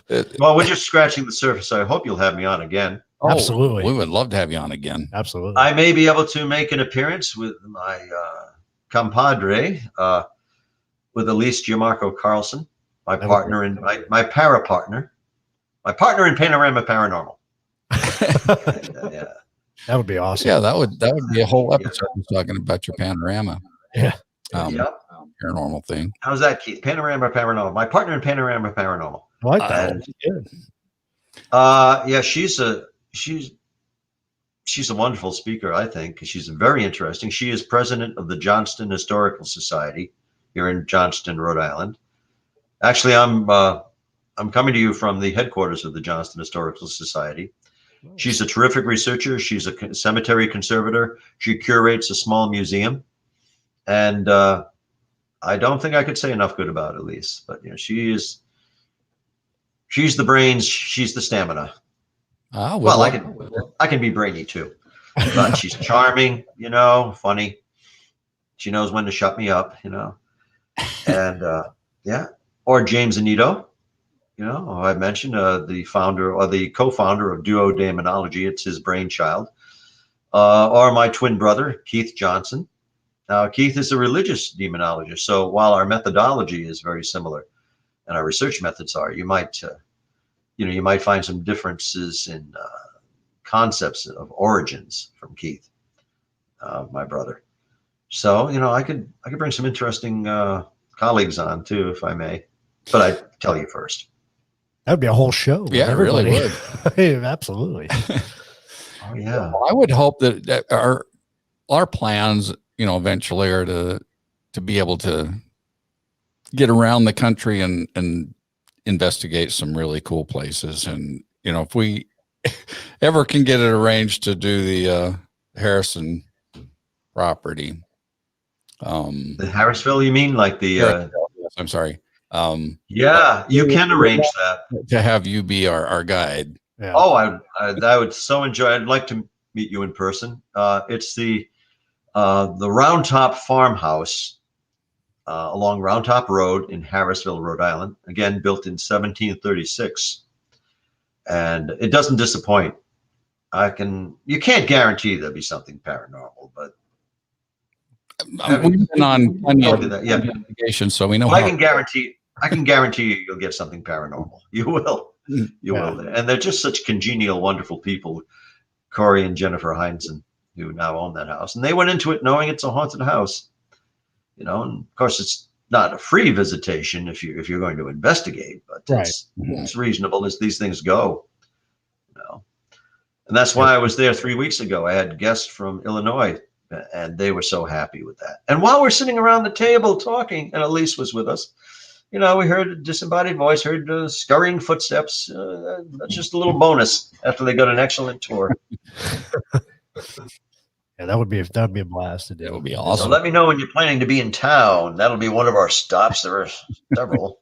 That would be cool. There's Vampire's Grave in Exeter, Rhode Island. That's a whole nother story. We'll have to bring Wendy with us. She wouldn't let us go without her. It would be a good addition. She popped up.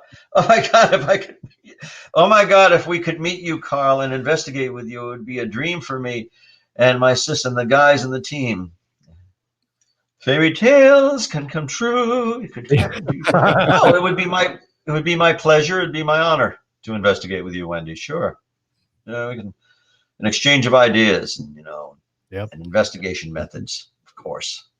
Yeah, I mean, these things really can. Well, my guest of 3 weeks ago, I'd met them at a talk show, and I said, if you're ever out here, we'll do something. We'll get together. Well, they took me seriously, and they came here. And they had a good time in Rhode Island. There are several very haunted places I showed them. I mean, I didn't think we'd get any actual activity until we went to the house in Harrisville, and yeah, we did.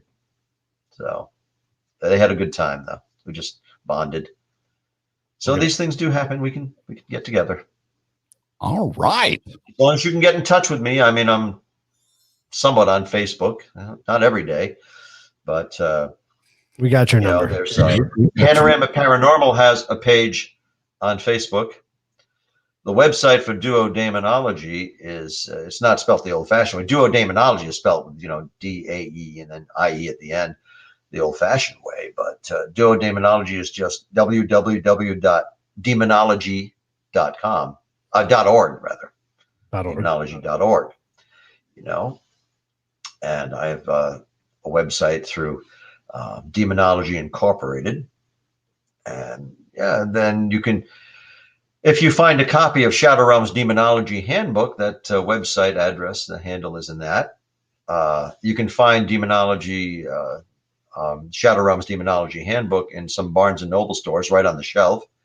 It can be ordered through Amazon.com, as can most things and most people. And we'll place these. Get a copy from the author. We'll place those links along with the video. I think we can do that.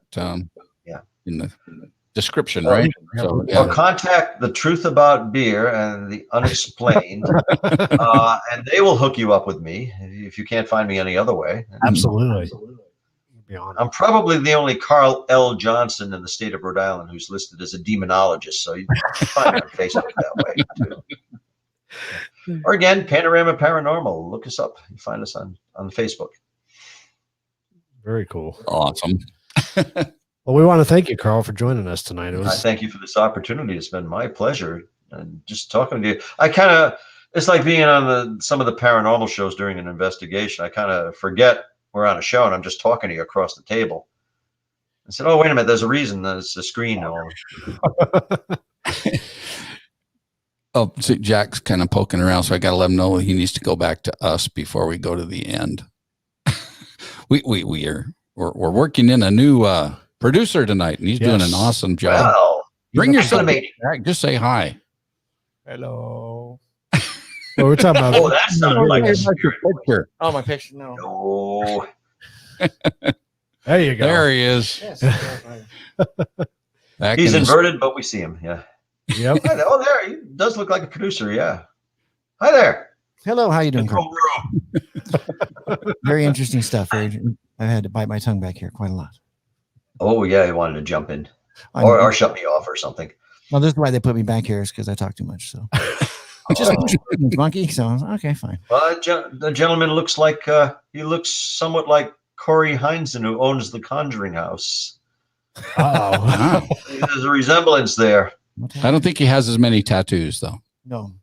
No. Not tatted up. Yeah. Cool. Oh, yeah. Corey's got a few here and there. Yeah. U.S. Marine Corps, a few others, you know. Yeah. And his wife, Jennifer Heinzen, the co-owner of the house in Harrisville. It's just easier to say the Conjuring House, but the house in Harrisville.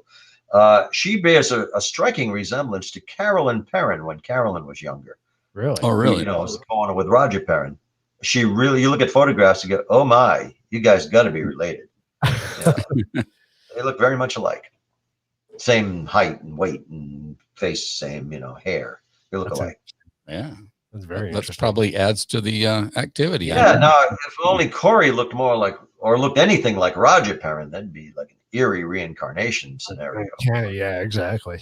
Exactly. But I think the house is comfortable with them because she does look like Carolyn, the former homeowners True. of decades ago. Yeah. Well, that's Well, awesome. all right. Well, we thank you again, and Yeah. we definitely set up another show with you and your other guests. Please do. I'll be on next week, a month from now, whenever you'd like me back. We'll align our respective schedules and Absolutely. see if I can bring a cohort, a very interesting cohort, though. That'd be fun. Yeah, would love to meet her. Yeah, That'd be good. she is that. That'd be a lot of fun. Yeah. She's rather easy on the eyes too, but I'm sure she wouldn't want me saying that. You'd see that when you meet her, or see her on your show.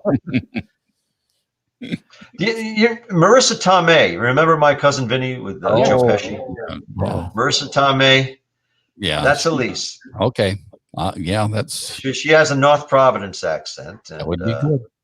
But as far as how they look, what can I say about Elise? She's just interesting. She's got a martial arts background. Studied that intensely for 7 years. We'll tread lightly. Yeah. And she's a brainy chick. What can I say? And an interesting one. Those two don't always go together, but she's brainy and interesting. Well, that ought to be fun. That'll be a lot of fun. Yeah. Yeah. All right. Well, All right. you better be. If she's heard all of this broadcast, she'll say, "Why'd you talk about me? Because you're not here to stop me." Right? Yeah, exactly. Exactly. All right. Well, Whoops. what happened? Yep. I'm here. Pretty Well, close. that way I can say goodbye visually. Yeah. Yeah. Well, safe journey home. Your Yes, mile these and- file cabinets might not even be here next time because Elise is going to do some rearranging here. Ah. Okay. Hopefully not alone. I won't recognize the place when she's done. Right. Yes. Well, this is a woman who can, shatter a concrete block. So I think she can move a file cabinet. Probably. I wouldn't tell her she could. No, I wouldn't tell her she couldn't either. She may make too many changes. Like, I don't know this place anymore. But it'll be a better system when she does. There are documents in here from the 1750s in some of these cabinets, Oh, wow. Yeah. Yeah, there's some there's archival material here. Cool. That's why it's the Johnston Historical Society. Yep. You're getting a lot of love from our viewers tonight. So. Oh, thank you. Oh, it's been my pleasure. I've just been, going off and talking a lot, like just very conversation. Bye. Keep in touch with me. That's what you can do. Great show. Thank you. Absolutely. We definitely will. We're definitely going to set up another show here pretty quick, I think. Yeah. So. Yeah, it's like Romper Room. I see you, Wendy. I see you. Right. We did the thing on mirrors last week. Right. From the mirrors? Yeah. Well, we had a show on mirrors last week. So. Was it a paranormal theme? I think it was. Yes. Yeah. So I mean, because you brought up Romper Room with the mirror thing. So yeah. Do I have time to Romper Stopper Bumper Boo? Do I have time to tell you a really quick mirror story? I was in the convent. I remember my Romper Bumper Stopper Boo thing. Yeah. When they we were Elise and I were invited to the house in Round Top, farmhouse. When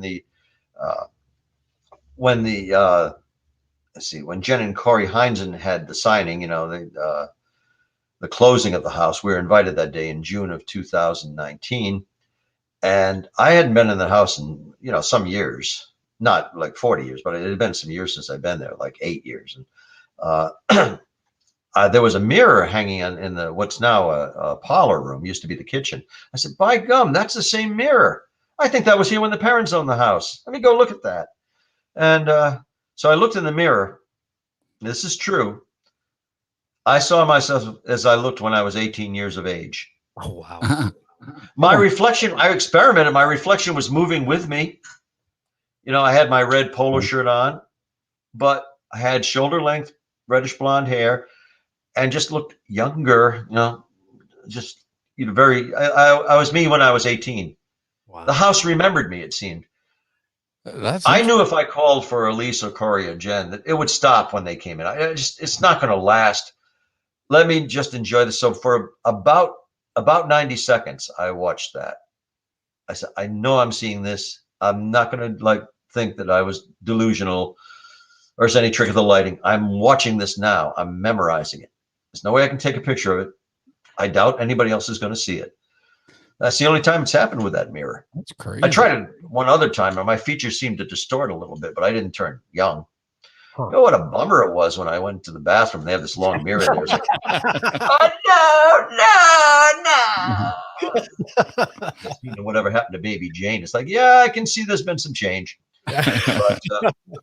But I honestly did. What a freaky and singular experience to actually look at not just a photograph or a movie, but see myself when I was 18. I think it had to have something to do with me, the impact I made on that house somewhat. Well, I remember you made a comment in that Ghost Adventures episode is that in the spirit realm, time is non-existent. Right. It's not the same thing. It's not the same thing. So it's not linear time where you can jump back. Yeah. I mean, you can jump back and forth in a way in the spirit realm. Time, they're sometimes frozen in time or little increments of time. There's a sort of experience that Carolyn Perrin had. She walked into the dining room, what was then the dining room, and she saw men seated at a table dressed in very old-fashioned clothing. They looked at her with astonishment, and then they faded. They went. So she was the ghost to them. Oh, wow. Yeah. Like, who's this skinny, pretty chick in shorts, short pants, pants without legs? What is this? That makes it without leggings. And, but she saw them. It was a time displacement. Yeah. I believe her experience was genuine, as mine certainly was. Wow. That's crazy. It is. So look in that magic mirror if you get there. Yep. Maybe delightfully surprised. Or it may age you. I don't know what your experience will be. True. Wow. All right. Well, this has been so fun. We could go on forever. That's why we probably went 20 minutes or half an hour over our time a lot. Well, hopefully the roads won't be too icy for you. No, I'm going to take it easy. I'm going to take the full 10 minutes to get back or so. If I can get up the driveway, that'll be gold. That'll be good. Good deal. All right. Well, it was really a pleasure having you on, Carl. It really was. Big time. Yeah. Thank you, gentlemen. It's been my pleasure as well, obviously. And do have me back. Don't forget me. Well, absolutely we will. Yeah. If you had a drink in your hand, would say cheers. I'll have a companion, and I'll have more pictures for you. Nice. We look forward to that. Okay. All Thanks, right, guys. Well, be safe. Yeah. Bye, everybody. And it I is shall. anyway. Keep in touch, everyone. All right. Bye-bye. We'll see ya. Bye. Thanks, Carl. Oh, I could talk to him all night. I know. Honestly. Yeah. I mean, that was wow, that was a lot of fun. Awesome. Wow. Where do we go? I know. Where do we go from there? You got an idea, Jack? Yeah, it's a small one. Share it with us, will you? Don't have time. Oh, okay. I think next week we're back to our Huh Show, huh? Yeah. Next week's the Huh Show. And please join us for that because it'll be a lot of fun. I don't know what we're going to talk about, but don't we have a new episode coming it'll be out? engaging. Yes. So that'll be a week from this Friday. We'll have a new episode coming out. I guess I better finish that. if it's going to be released, I guess we better finish it. Probably better finish it. Yeah. And it's a paranormal investigation. Part of our Booze and Brews. Yeah. Series. The haunted bar. And we got some pretty cool evidence to share with you on that one. We did. Ready for the end? The end of what? The end of time? The end of man? I don't know. All right. So as always, we're going to roll our para family and then we will take you guys out. Oh, that sounds so final. I know I shouldn't say that. Huh? It's kind of bad. We'll temporarily leave you till next week. Till next week. So until next time. Yeah. This has been. No, I'm Who sorry. are you guys? Paranormal Talk. She just saved me because I was going to blow it. So you were going to say, huh? This has been Paranormal Talk with Carl L. Johnson. Carl L. Johnson. Yep. I just like to run it all there. Carl Johnson. We hope you guys enjoyed it. But until next time, until next week. Yeah. Cheers, everybody. Cheers. We'll see you.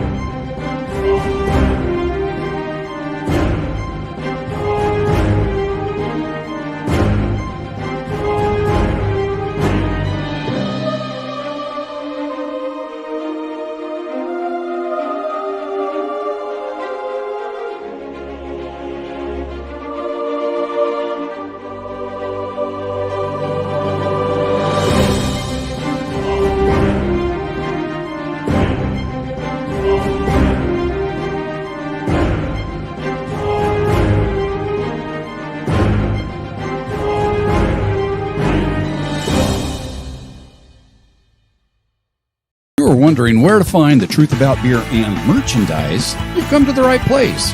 BS Designs has all the merch you've been looking for, from t-shirts and koozies to the very collectible The Truth About Beer and themed gnomes. Visit BS Designs today. Whether you're an aspiring paranormal enthusiast or a seasoned professional, or perhaps you're just looking to add to your equipment inventory, look no further than Ghost Hunters Outlet. They have all your equipment needs. For a limited time, mention the word beer in the promotional code for additional savings. And be sure to watch The Truth About Beer and on YouTube.